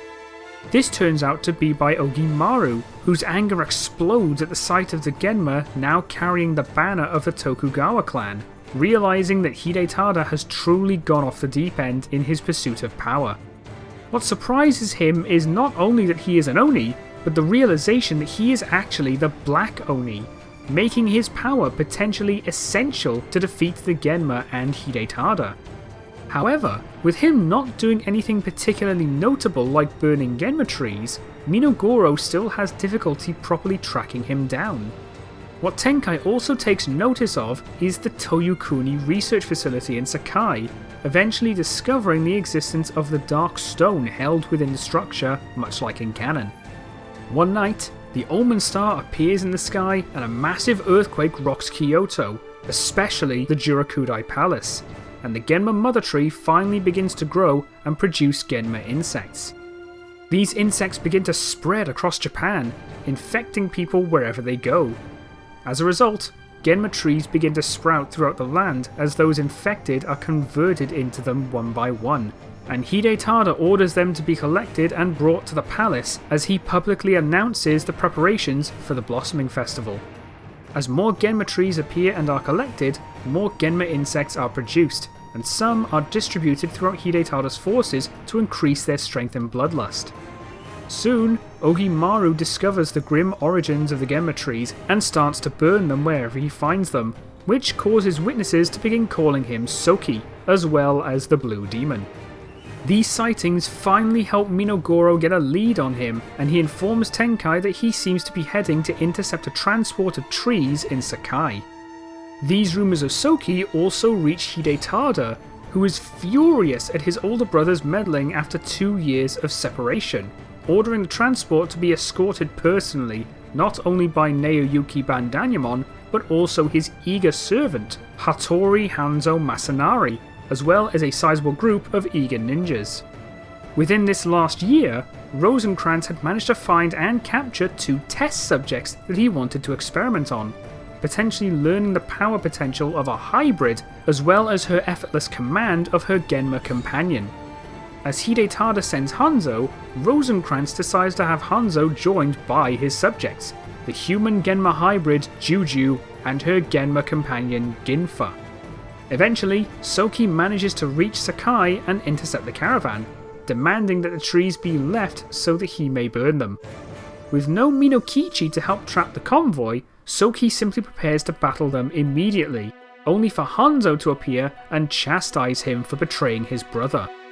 Soki retorts that the betrayal was Hidetada's first, accusing him of betraying and murdering their father. This clearly angers Hanzo, who calls his eager ninjas to join them, though Danyamon tells them that he doesn't need their help to defeat Soki and demands that they battle one-on-one. Thinking that Danyamon would be more of a liability in the long term, Hanzo decides to allow this and simply watches the battle. Soki notices the stench, but is this time unaware of the Genma insect's ability to increase the strength of whoever consumes them, which causes him to be caught off guard by Danyamon's attacks, the latter of which reveals their effect on him, calling it a present from Lord Hidetada. Realising that he needs to take this more seriously, Soki suddenly ups his game and begins overpowering Danyamon, quickly adapting to Danyamon's augmented power and slaying him. Hanzo is rather annoyed at Danyamon's failure, but is ultimately unsurprised at the result, approaching Soki and confidently telling him not to get too cocky after defeating Danyamon. The rest of the eager ninjas approach as Soki prepares for battle, but instead of ordering them to attack, Hanzo simply lets out a smirk and clicks his fingers. Suddenly, Soki is attacked by a large Genma carrying a small girl, barely able to defend himself from the ambush as it quickly joins Hanzo's side, this pair obviously being Juju and Ginfa. Soki is left shocked to see what appears to be a child not only fighting him on the side of Hanzo, but also capable of taming a Genma. Seeing Ginfa's near successful ambush leaves Hanzo with a smug look, leaning towards the two and ordering Juju to kill him. After a short moment of silence, Juju dismounts Ginfa and begins launching her chained blades at him. As Soki deflects her blades with his sword, Hanzo's smile fades as he snaps at Ginfa to join the fight. Ginfa snarls angrily, but jumps in to support Juju. Clearly being pressured, Soki starts tapping into his Black Oni power and quickly manages to overwhelm the two, striking Ginfa and knocking him back, while quickly disarming Juju as she lunges at him with her umbrella. Now on the ground at Soki's mercy, Hanzo angrily yells that the two are useless and promises that they will face punishment for their failure, reaching to grab Juju's pigtail and drag her back. Soki, noticing this, quickly points his sword at Hanzo instead, now seeing that Juju is more like a slave than a willing ally, and telling him to let her go and face him himself. Deciding that he's done with relying on those around him, Hanzo orders a full-scale attack on Soki, and the ninjas slowly begin to transform, revealing themselves to have been fully converted into Genma as they turn into an army of 3 Eyes and attack alongside Hanzo, who Soki quickly notices is stronger than he initially seemed, realizing that he is also likely being strengthened by Genma insects. Despite being outnumbered, Soki is still able to slay the 3 Eyes one by one, causing the now battle-crazed Hanzo to demand that Juju rejoin the fight. Eventually, the combined might of Hanzo's forces alongside Juju and Ginfa force Soki to transform into his impure black Oni form, rendering him far too powerful to be stopped as he slays each and every ninja, finishing the battle by cutting Hanzo down, leaving Juju and Ginfa as the only survivors. By now, Soki had noticed that Ginfa was likely in the same boat as Juju, also being treated like a slave by Hanzo, and as he reverts back to his human form and looks down on them, he decides to sheathe his weapon and lets them go, telling them not to hurt anyone else now that they aren't slaves to Hanzo and Hidetada anymore. With this decision made, he simply walks past them and begins burning the Genma trees, and Juju, after hesitating, decides to heed Soki's words and leave, mounting Ginfa and fleeing the city. From here on, she begins to wander the land with Ginfa much like she does in the manga, though decides to avoid any human settlements out of concern that they may be forced to face Soki again in response. While she begins wandering, Soki finishes burning the trees in Sakai and leaves to track down the next, though this is proven to be tricky since he doesn't have Minokichi to help track them through his Mino contacts. After some time passes, Juju and Ginfa are forced to begin searching for food, and eventually find a human village. While Soki's warning is still fresh in their mind, she decides to approach in the hopes that she can find food without harming its residents in order to avoid risking his wrath. Her approach is noticed quickly and the villagers begin fleeing in response once Ginfa is seen, and while they make no attempt to attack, the two are soon met with a muscular man who stands ready to defend the village. Obviously, this defender turns out to be Roberto, who demands that the two leave the village alone, but they both simply remain silent, unsure whether to abide Roberto's wishes and leave to avoid Soki's wrath, or fight and kill Roberto so that they can search for food. At this point, however, hearing the commotion outside, Luis emerges from one of the village huts to investigate, briefly stopping at the sight of Juju and Ginfa, and Roberto tells him to keep his distance. Luis, after taking a closer look and noticing the young Juju, decides against this and asks her what she wants, though she fails to answer at first. Roberto continues to urge Luis to stay back, but he continues to ask her if he can help her, and after a while, she slowly and quietly starts mumbling the word food.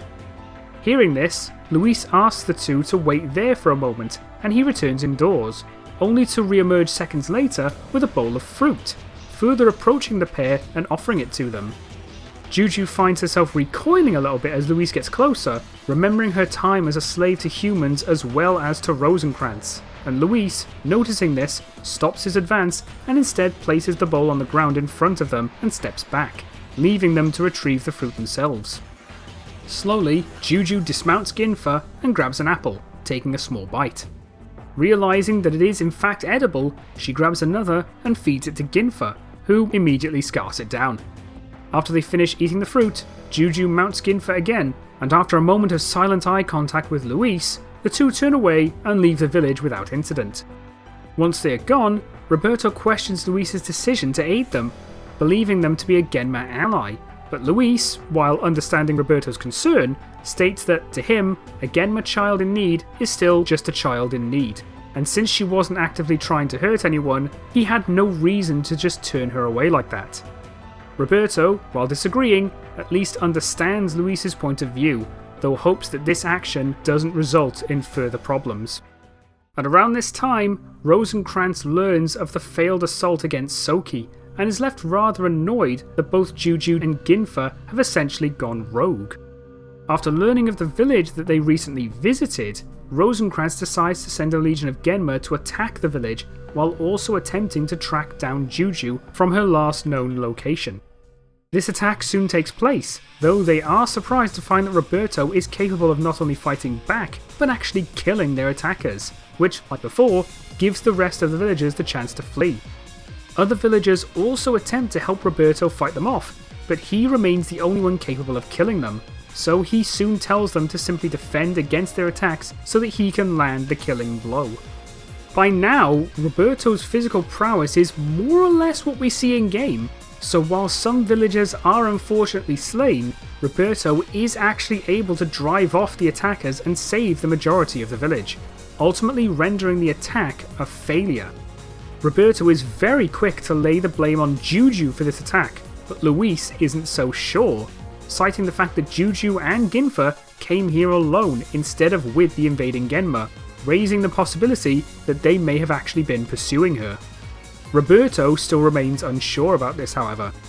As for Rosenkrantz, news of the failed attack soon reaches him, and he realises that somebody must exist there capable of killing Genma. While the failure is a little frustrating for him, he becomes excited at the prospect of finding this person and experimenting on them to discover the source of their power. Those at Mount Hiei also hear of the Genma's failed attack on the village, and Tenkai decides it best to discover how, leaving the mountain to pay the village a visit. Upon arriving at the village, he is soon greeted rather warmly by Luis, who welcomes him, and Tenkai tells him that he is here following the rumours of a failed Genma attack. Luis confirms this, telling that a recent attack was repelled by one of their residents, and Tenkai asks how they were able to kill Genma due to their immunity to human blades. Luis tells of Roberto's power due to being implanted by the exercising beads, at which point another voice is heard approaching, telling Luis that he is far too trusting to so freely reveal information like that, this being the voice of Roberto. Luis disagrees, however, able to see that Tenkai holds a similar holy power as Roberto, while Tenkai warmly greets the apprehensive Westerner. Luis apologises for Roberto's mistrust and explains that he has a history of receiving poor treatment from Japanese individuals, something that Tenkai immediately apologises for. Luis tells more of Roberto's power to destroy evil, and that Luis implanted the beads in response to the Genma's re-emergence the year prior, though expresses worry that their successful repelling of them may lead to even worse attacks in the future. Seeing not only the chance to shelter the surviving villagers but also the potential of gaining a valuable ally in Roberto, Tenkai offers them refuge at Mount Hiei, telling of the Oni barrier that prevents Genma from approaching. Roberto still remains suspect, but Luis simply places his hand on his shoulder, causing Roberto to at least lower his guard and ask for more information. Tenkai explains that Mount Hiei is currently a base for multiple Oni allies, also mentioning the Oni's eternal defiance of the Genma, as well as the fact that the Yagyu clan also recently migrated there following Hidetada's attack on the Yagyu village. Tenkai specifically promises Roberto that the residents of Mount Hiei are compassionate, with some already having built friendships with Westerners in the past.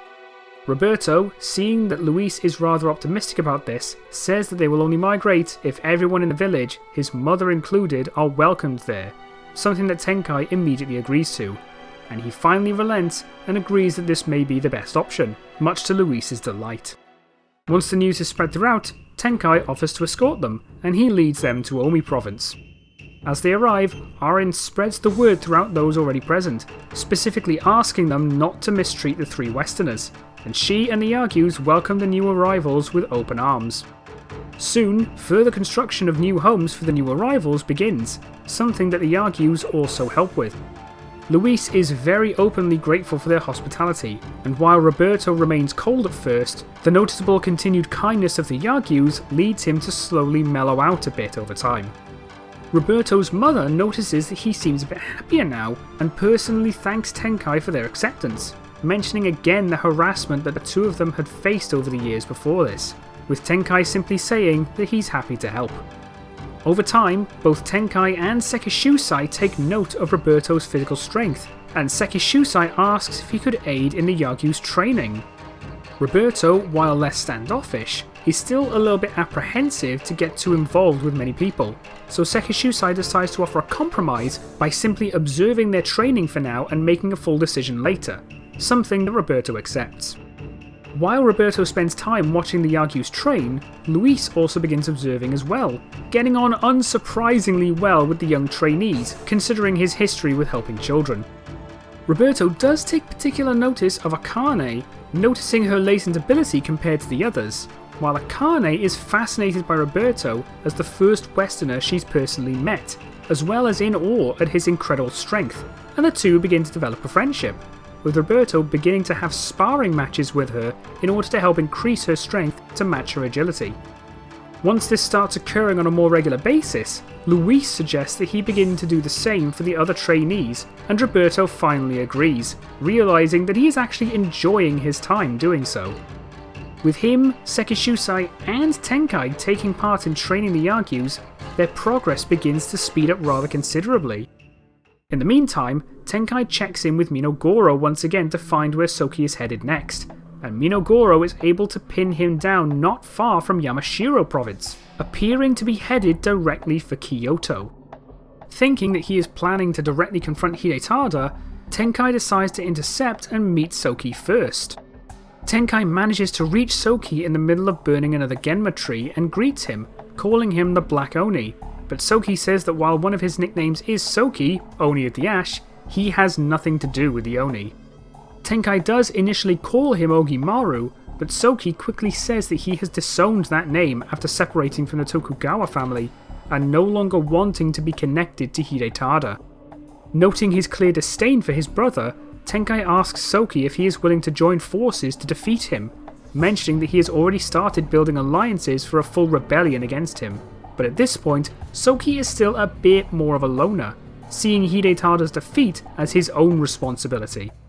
Tenkai stresses that Soki isn't strong enough on his own, even with the power that he's already been able to unlock, but Soki flips the conversation, asking if his allies are even able to kill Genma. Tenkai confirms that many of his allies are capable, which causes Soki to consider it a bit more. Ultimately, however, Soki refuses for now, and Tenkai tells him to come to Mount Hiei if he ever changes his mind, parting ways after calling him humanity's last hope. Tenkai returns to Mount Hiei to inform Arin of Soki's decision and asks to send letters to Tadayoshi and the Shibatas to update them on events. Like before, Arin warps in and subtly leaves these letters to be found and delivered without being seen, with Tadayoshi relieved that his brother has at least been found, while Katsui and Oichi are pleased to hear that the Yagyu training is progressing a bit faster than expected due to someone else aiding them. Soon, Soki arrives in Kyoto and begins burning yet another Genma tree, attracting the attention of nearby Genma, but Soki is able to fight through them all and storm his way to the Jurakudai Palace. Inside, he finds Hidetada waiting for him, alongside Munenori and the Triumvirate, both expecting his arrival due to the constant burning of Genma trees and annoyed that he is still alive after Hanzo's assassination attempt. Soki immediately calls out Hidetada's cruelty and prepares to attack, only to be stopped by Kiyomasa Kato, and this confrontation plays out similarly to their fight in the manga, with Kiyomasa eating Genma insects to inflate his strength, though Soki adapts far more quickly due to having already witnessed the insect's effects on both Danyamon and Hanzo, cutting him down rather quickly. With Kiyomasa defeated, Soki challenges Hidetada specifically, drawing Requiem and tapping into his Black Oni power, a challenge that Hidetada accepts in order to prove that he was always more fit to rule than the rest of their siblings.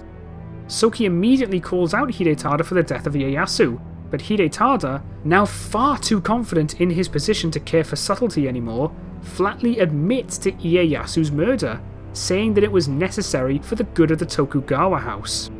Soki angrily disagrees, reminding him that Ieyasu was never a tyrant that would so brazenly sacrifice the lives of his people for the sake of his own ambition, but Hidetada claims that that mindset is exactly why Soki will never be fit to rule, being unable to make the hard choices that a ruler must. Now growing tired of their clashing ideologies, Hidetada steps up and prepares his newfound power, while Soki's anger pushes him to transform into his impure Black Oni form, and a fight between them begins. Honestly, this fight, and even that confrontation beforehand, goes very similarly to Soki's Stage 7 encounter with Hideyoshi, albeit with Hidetada immediately fighting rather than having Genma generals fight first, leading Soki to seemingly come out the victor, only for Hidetada to get back up and use his power to floor Soki, revealing that he was only toying with him. Still obsessed with maintaining his rule, Hidetada announces that he will no longer allow Soki the chance to usurp him and prepares his full power to finish him off, But with no allies here to defend him, Soki realises that this will most likely be his end, regretful that he didn't accept Tenkai's offer of an alliance as Hidetada launches his attack. As the blast hits and dissipates to reveal that Soki is gone, Hidetada is left ecstatic that his brother is dead. The triumvirate, however, suddenly start to feel that this was a bit too easy, especially for the Black Oni, and decide to remain on guard in case Soki happens to still be alive. As it turns out, Soki wakes up in a temple far from the palace, soon seeing Aren as he regains consciousness, who had managed to warp in and teleport him to Enryaku Temple just before Hidetada's attack landed, saving his life. After receiving medical attention, he thanks her for saving him, and Tenkai expresses relief that Aren got to him in time. Now realising that Tenkai was right, Soki finally decides to join forces to oppose Hidetada together, much to everyone's relief, and while resting, takes the time to meet with everyone now living on Mount Hiei, slowly getting to know his new allies. He develops a significant respect and admiration for the likes of Sekishusai and Luis for their wisdom and empathy, develops a budding friendship with Roberto after sparring with him a few times, and finds Akane and Aren rather fun to be around, the two having developed a friendship of their own by this point. Once Soki is settled in, Tenkai and Aren approach him and tell him of the trial at the Oni Gate that can unlock his full power as an Onimusha, though also warn him of the time limit. However, since there's no immediate emergency like in canon, Soki decides to spend a bit more time with the others first, helping with training and learning how they fight in order to better coordinate their attacks in the future. Naturally, with Soki also aiding in the Yagyu training, they begin improving even faster, and Sekishusai predicts that the extra aid may cause training to finish around a year earlier than expected. Soon, Soki decides to begin the trial of the Oni Gate, and many other than Aren and Tenkai are present as he enters, including Sekishusai, Akane, Luis and Roberto. For the most part, this progresses like normal, though once Soki defeats Garganto and retrieves the Oni Orb, it isn't just Marcellus that appears to stop him from escaping. As Soki fights off Marcellus, he is soon accosted by Voltimand, who has also been imprisoned there with the rest of the Genma corrupted Oni. Of course, with Soki being the Black Oni and having just fully awakened his full power, he is still able to fight Voltimand off and break down the Oni Gate, though it just takes a little bit longer this time since he does have an additional obstacle. Regardless, Soki returns to Enryaku Temple as a full Onimusha, with all those in attendance completely floored by his power, fully realising that he is by far the strongest warrior they have.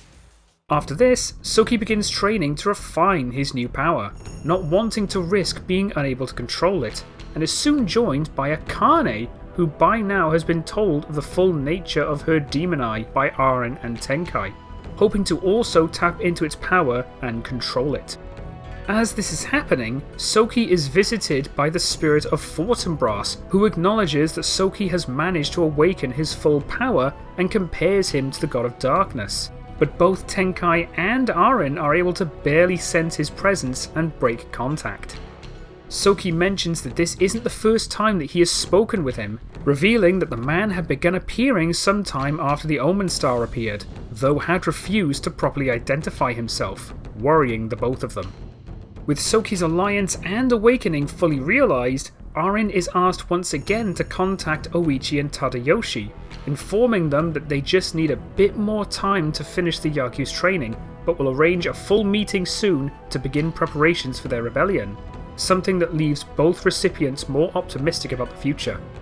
By 1596, thanks in no small part to the added aid of Soki, Roberto and Tenkai, their training is completed, and Akane is officially named the strongest of the Yagyu, being granted the name Jubei. Following this, she continues training with her allies to gain full control of her demon eye, and manages to succeed, essentially putting her on par with her canon strength in stage 16. At around the same time, the Toyokuni research facility in Sakai suddenly emits a large pillar of light that reaches the Omen Star, signalling the activation of the Darkstone, and the Shibata clan notice instantly from Osaka Castle, fearing that this light is foreshadowing something terrible on the horizon.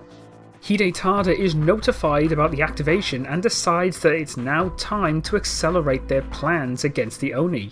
And having by now heard of their gathering at Mount Hiei, decides that it's time to destroy them entirely.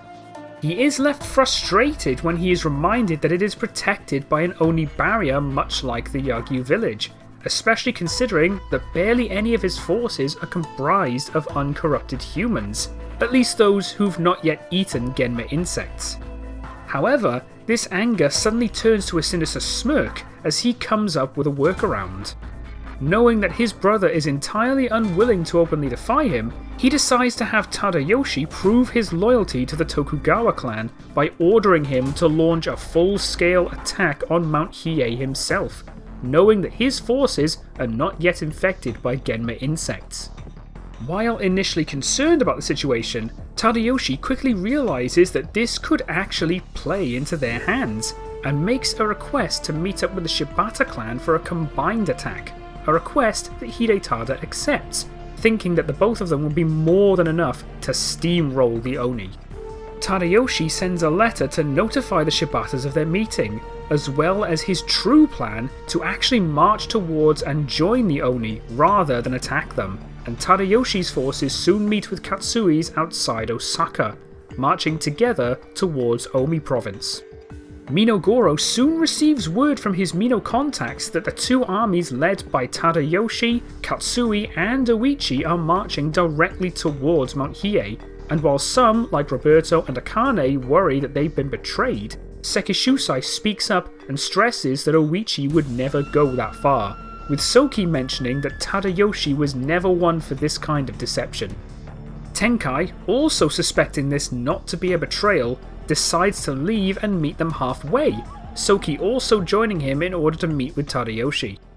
Upon reaching close enough to see them, they notice that Tokuhime, Chacha, Ohatsu and Ogo are also present, and agree that they wouldn't have also come if they were planning such a large-scale assault. Soki decides to step out and reveal himself, and upon seeing him, Tadayoshi immediately halts their forces, Katsui halting his own once Ohatsu recognises Tenkai as he also emerges. They warmly greet the two, with Tadayoshi and Tokuhime simply happy to see their brother again, while the Shibata family are pleased to be able to thank Tenkai in person for the rescue of Ohatsu 2 years prior. They all apologise for not sending word ahead, but were ordered to launch an assault on Mount Hiei by Hidetada, instead deciding to use it as an opportunity to convene and begin the final preparations of their rebellion. Soki praises Tadayoshi's trickery of Hidetada and expresses relief that he isn't like their power-drunk brother, and he and Tenkai begin escorting them to Mount Hiei, informing them that with the Yagyu's training now complete, this may be the best time to begin fighting back. They all reach Mount Hiei and begin convening with the rest of their allies, with Sekishusai and Oichi clearly happy to see each other again, though obviously don't resume whatever romantic connection they once had due to her current marriage with Katsui, the latter of which does meet with Sekishusai and share with him a mutual respect, having been told of his reputation as a warrior, but not of Oichi's deeper feelings for him. Roberto also meets the new arrivals, which obviously leads him to meet Ohatsu, immediately sparking significant attraction, but he simply remains civil, with Ohatsu, Chacha and Ogo responding with kindness, while also shocked at his clear physical strength, realising that he's the Westerner that they had heard can kill Genma without a weapon. With everyone now gathered together, they finally decide that it is time to start drawing plans to defeat Hidetada, with Oichi mentioning the strange light that had erupted from a recently completed building in Osaka that directly reached the Omen Star, a building that began construction around 2 years prior. Roberto and Luis also chime in, mentioning that Hidetada had commenced the construction of another building at around the same time near their Kyushu village, suspecting that it may have had a similar purpose. They all decide that their first step should be to investigate them, though agree that a full frontal assault wouldn't be wise. They decide that a small team made up of those able to defeat the Genma should be assigned to infiltrate the building and discover its purpose first, which then gives way to another concern, the fact that even if they have sufficient forces, the majority cannot kill Genma, adding a significant risk to open warfare against Hidetada. Suddenly, Minogoro quite literally drops in out of nowhere, surprising those unaware of his existence, and offers them a potential solution: the Dark Realm. While Sekishusai expresses worry about sending people there, Minogoro explains that the Dark Realm was converted into a training ground for Oni warriors during the Onin War, pitting many warriors against the Genma imprisoned within to learn how to effectively fight them. He suggests that any who enter should do so with at least one person capable of actually killing them, in order to at least learn to fight them off long enough for them to be killed, an idea that everyone quickly gets behind. With this confirmation, Minogoro decides to introduce to everyone his son, Minokichi, a young Mino that dreams of one day being a warrior to fight alongside the Oni, and thinks that acting as the gatekeeper of the Dark Realm for this situation is a good start for him to begin aiding their cause. With this training regimen now in place, the Oni forces spend the next couple of months entering the Dark Realm in small groups consisting of one additional warrior capable of killing them to begin their training. The likes of Ohatsu, Oichi and Katsui also join in this battle alongside Sekishusai, who acknowledges that while his age has made him lose his edge, he must take action as well. Initially, they believe Sekishusai to be the only one out of the four to be able to kill Genma, but soon come to learn that not only can Oichi land a killing blow, but so can Ohatsu, both chalking it up to their blood relation to Nobunaga. We could also refer back to my previous theory of the Oda family being Oni descendants if that's preferable, but at this point you can use whichever reasoning you want. As a result, Katsui remains with Oichi during further sessions, while Ohatsu and Sekishusai begin joining other groups of non-Oni.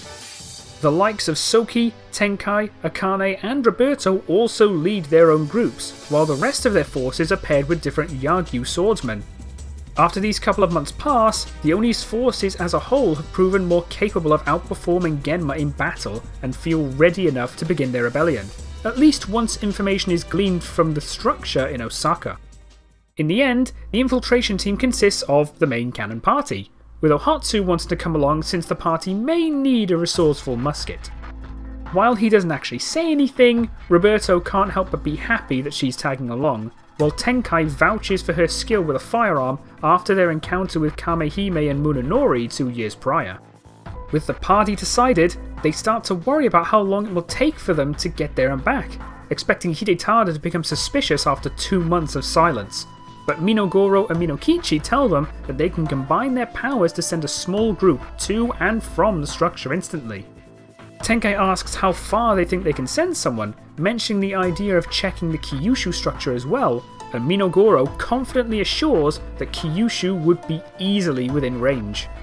Happy that they can do this without wasting much time, the main party make preparations and are soon transported outside the Sakai facility, though this time Roberto does not have his key pendant to unlock the front door. Instead, Ohatsu decides to lay an explosive charge to blow through the door, which does manage to significantly damage it but not blow it open entirely. Roberto, however, decides that it's weak enough to break and lands a massive punch, breaking the door into pieces and opening the way for them. Soki quips that the two make a great team, and the two can't help but smile at each other. As they enter the facility, Hidetada confirms the group's assumptions and has grown annoyed that he has heard nothing of the attack on Mount Hiei, and Claudius, suspecting that the Oni may be making a more subtle move, decides to check on the Sakai facility, with Munenori also joining them, growing tired of sitting back and doing nothing. The party manages to reach the main control room of the facility, and while nobody is familiar with the technology here this time, the cooler heads of Roberto and Tenkai allow them to slowly access the main computer, with the both of them reading through and learning the Genma's plan since it isn't written in Spanish this time. They promise to reveal this plan to everyone once they return to Mount Hiei, confirming that coming here was the correct decision, and tell them that they must destroy the Dark Stone underground in order to cut off Hidetada's source of power. They open the way like normal and reach the Dark Stone, but as they each try to attack it, only to realise that their attacks are completely ineffective, Claudius reveals himself alongside Munenori, asking how they managed to find this place. Soki can't help but joke that the massive light kinda gave it away, and Claudius also chuckles, admitting that it wasn't exactly subtle, but thinks it doesn't matter anyway since they cannot damage the stone. As expected, the sight of Munenori angers Akane, promising to kill him for his betrayal of the Yagyu, though he at this point is entirely unaware of who she is. When he learns that she is in fact the new Jubei, he just laughs, saying that Sekishusai's standards must have dropped considerably to have named her Jubei. But while she remains battle ready, Munenori's laughter stops when he notices her demon eye. Roberto, on the other hand, sensing the evil aura emanating from the Dark Stone, realizes that the power in his arms is perfect for this and begins punching it, with Claudius's confidence shifting as he notices the light erupting from every punch. Seeing that he may actually be a threat, he attempts to kill the Westerner, but Soki defends him, deflecting the attack. Munenori attempts to intercept Soki as he does this, but finds his own attack being blocked by Jubei, causing him to admit that she may have some skill after all. She demands the party to leave Munenori to her and challenges him to a one-on-one battle, with an amused Munenori accepting, sadistically looking forward to the pain that her death will bring his father. As she begins fighting her uncle, the rest of the party turn their attention towards Claudius, and both fights begin. Considering that he is outnumbered 3-1, Claudius is just barely able to defend himself as Soki, Tenkai and Ohatsu relentlessly assault him.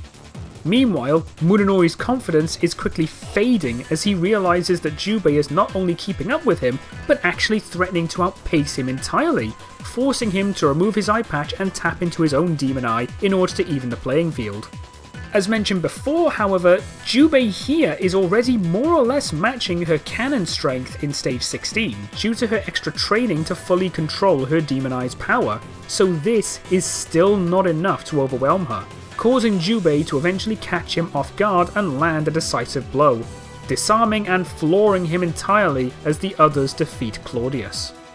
While Claudius attempts to gather himself, Jubei decides not to allow Munenori to do the same, taking the opportunity to finish him off and complete her mission, while at the same time Roberto is able to land the last blow and destroy the Dark Stone.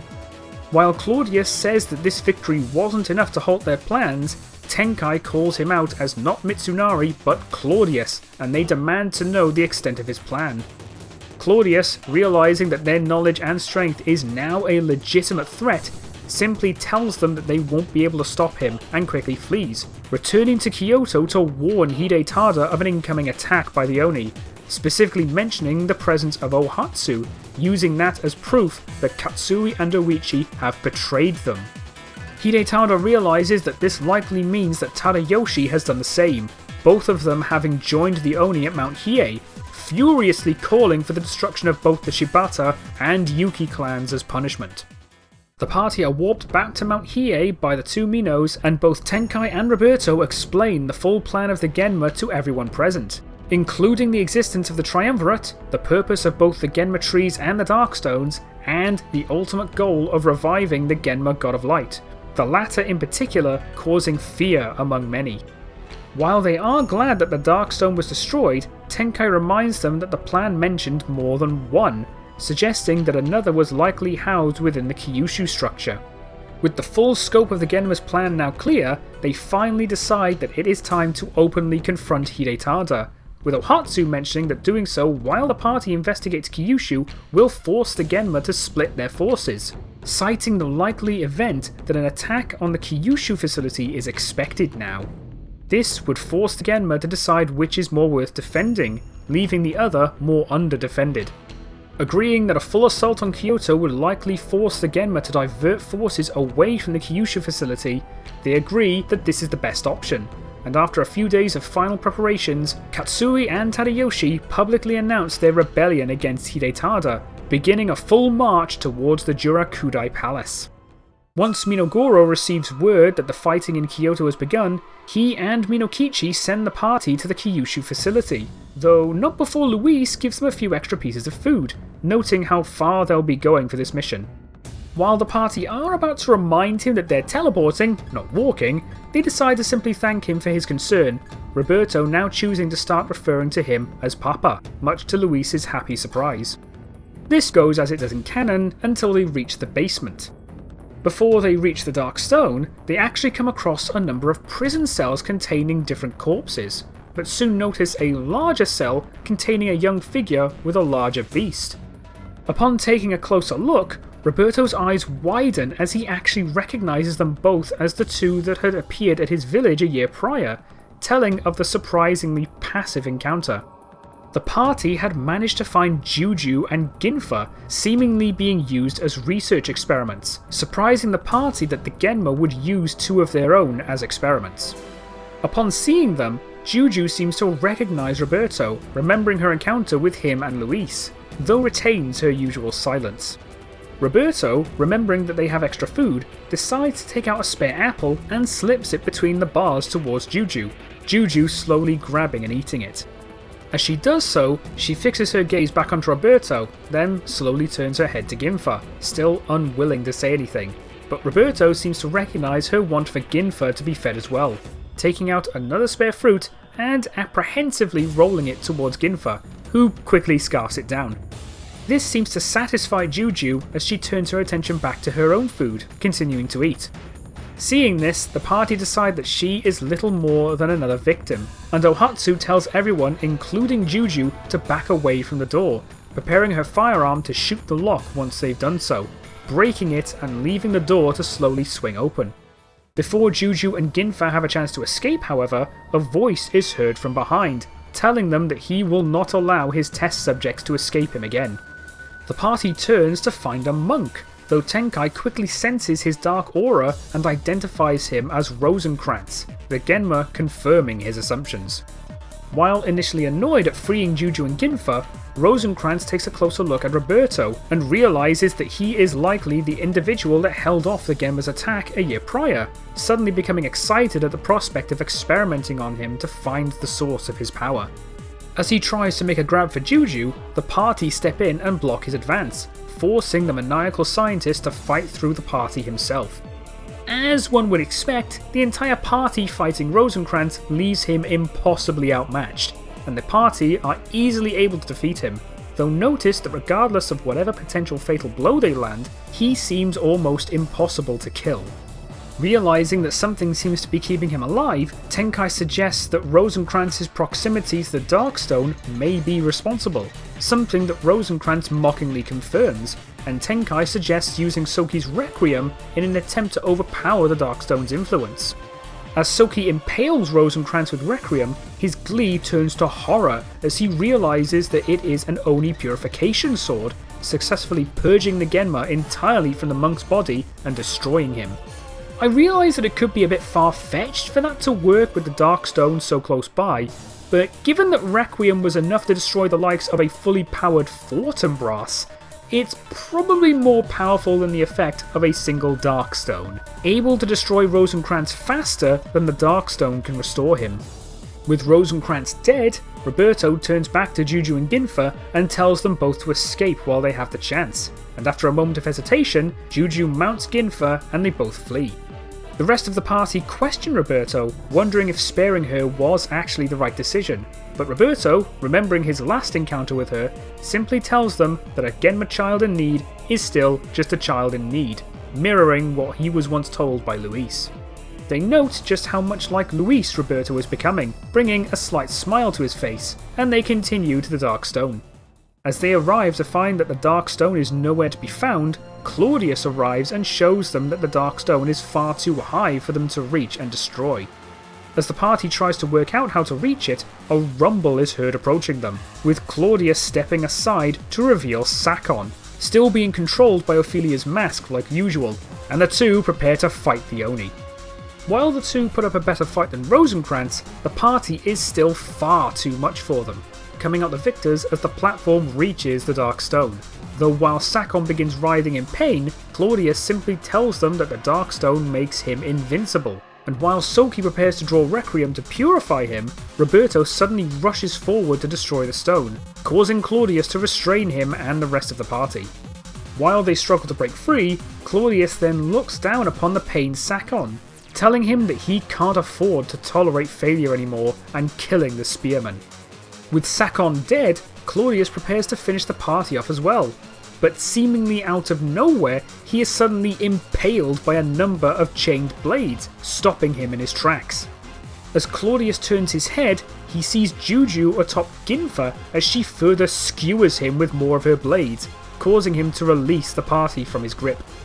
As he is about to curse her, Ginfa suddenly lunges forward and rips Claudius in half with his massive jaws, leaving the Genma sputtering on the ground, still kept alive by the Dark Stone, but still not able to manifest his true form due to the Omen Star's distance from the Earth. As he attempts to at least slither away as a small puddle of dark essence, Soki runs forward and drives Requiem into it, purifying and destroying Claudius as Roberto begins striking the Dark Stone and eventually destroying it. With Claudius now dead, Juju retracts her blades and they all escape the facility satisfied that only one member of the Triumvirate remains. As they leave the facility, they thank Juju for her aid, and Juju, while staying silent for a moment, turns to Roberto and slowly says thank you, before splitting from the party one last time on Ginfa's back. With their mission completed, the two Minos send them to the advancing army to report not only the destruction of the Dark Stones, but also the death of both Rosencrantz and Claudius, thanks to the aid of Juju and Ginfa. While they are all surprised at hearing of a Genma aiding them, they are ecstatic to hear that their mission went so well, announcing this to the rest of their forces and skyrocketing their morale. With this, they decide that all that is left is to march on Kyoto to confront a weakened Hidetada himself, and they charge towards the Jurakudai Palace. As Genma troops appear to defend it, the Oni's forces split into groups much like they did during training, having multiple human soldiers backed up by at least one Genma killer, ensuring that they are more difficult to individually outnumber. Their training in the Dark Realm proves fruitful, as lesser Genma are simply outskilled by the Oni's forces, while larger and more powerful Genma are slowly overcome by their coordinated teamwork.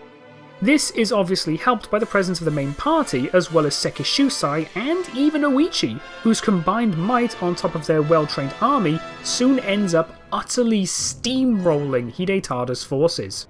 The likes of Sekishusai, while not as powerful as he used to be, still possesses way too much raw skill and talent for even the tougher Genma to defeat, leaving everyone pleasantly surprised, at least except for Jubei and Oichi, both of whom had complete faith that he was still more than capable of fighting. Katsui and Tadayoshi cannot help but respect the Yagyu chief's skill, a respect Sekishusai returns as they skillfully overwhelm more approaching Genma, and the three, alongside Oichi, prove to be a deadly team.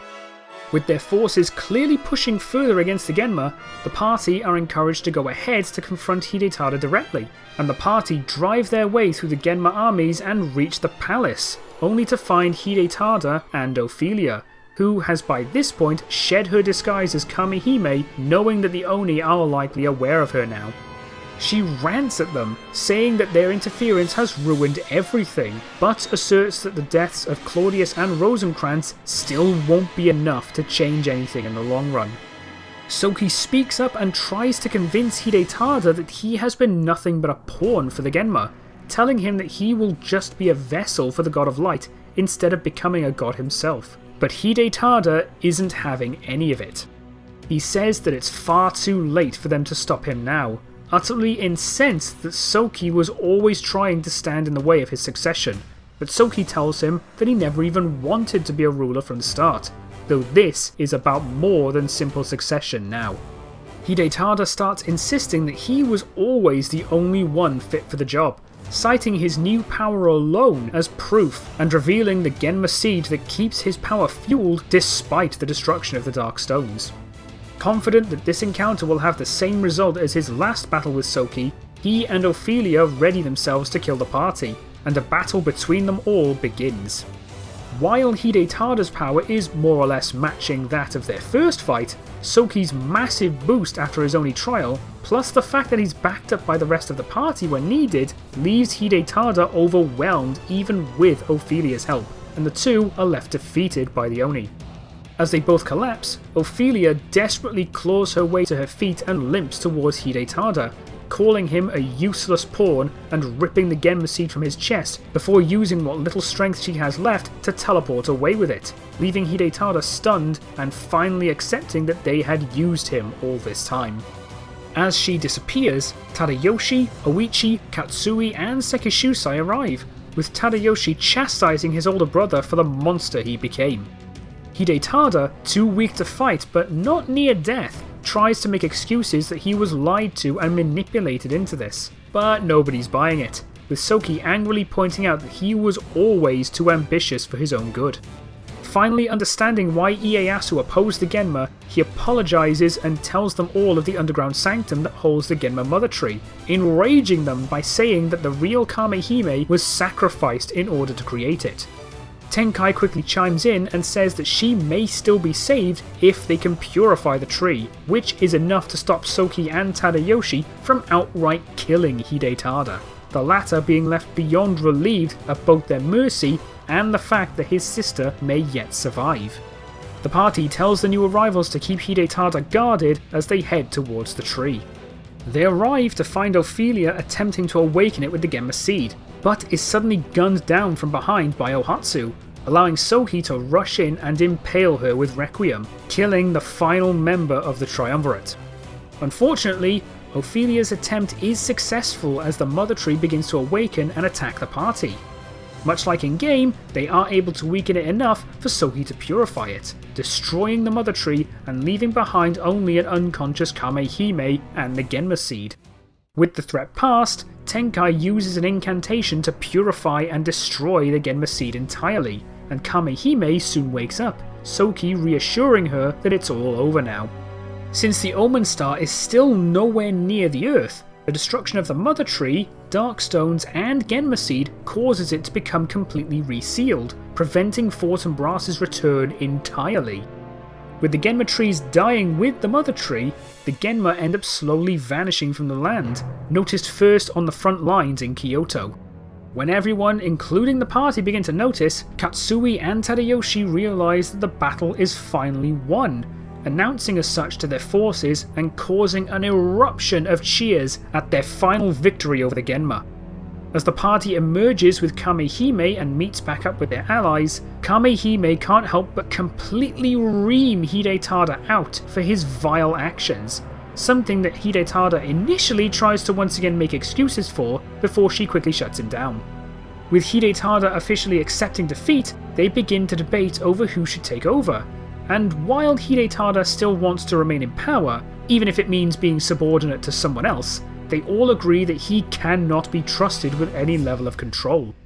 While some initially suggest that Soki take over as leader of the Tokugawa clan due to having initially been first in line to succeed their father, Soki instead suggests Tadayoshi, having decided that he is both smart enough and reasonable enough to take over.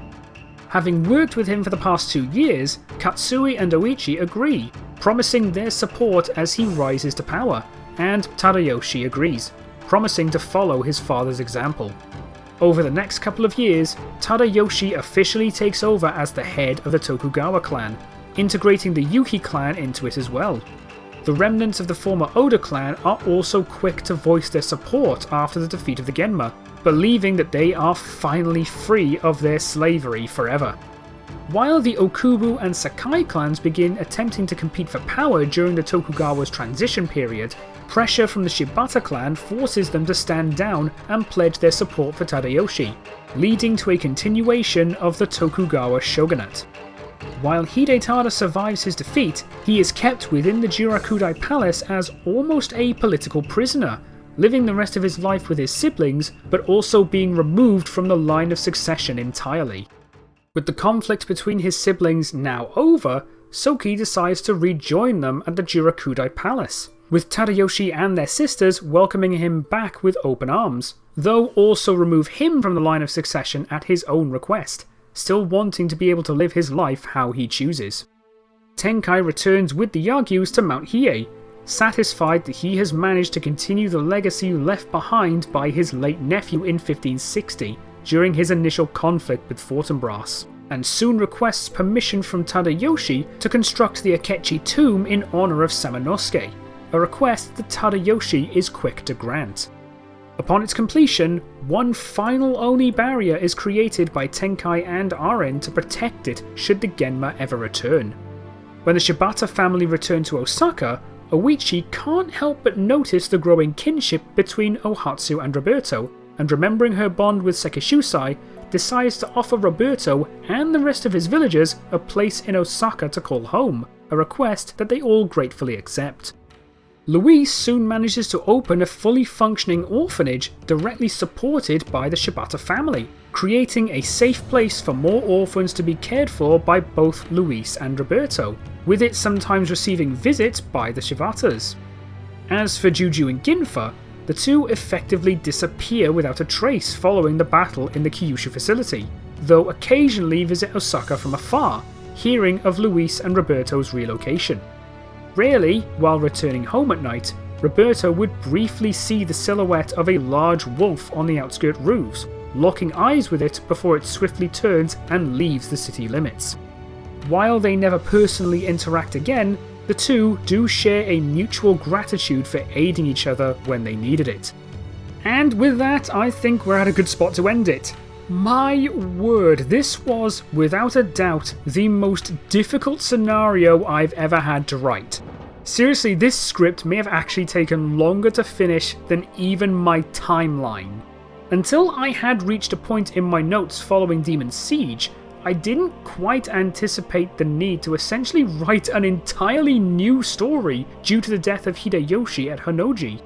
I was quite excited to be able to finally incorporate characters from the manga like Hidetada and Juju into the story too. It's such a shame that we don't really have anything relating to them officially after Ninth of Genesis. It really feels like wasted potential for a lot of them, so it was nice to expand on them in my own way. I was originally going to include Musashi into the story, but outside of simply popping up at the end to help out in the final assault, there wasn't really anything I could come up with that gave him any reason to be there other than simply to be there, so I ended up cutting him out.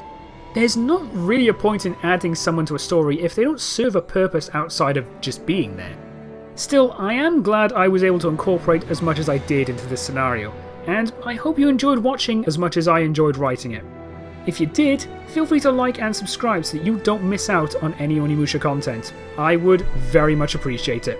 But with that, I'll sign off here. Thanks for watching everyone, and take care of yourselves. Danish out.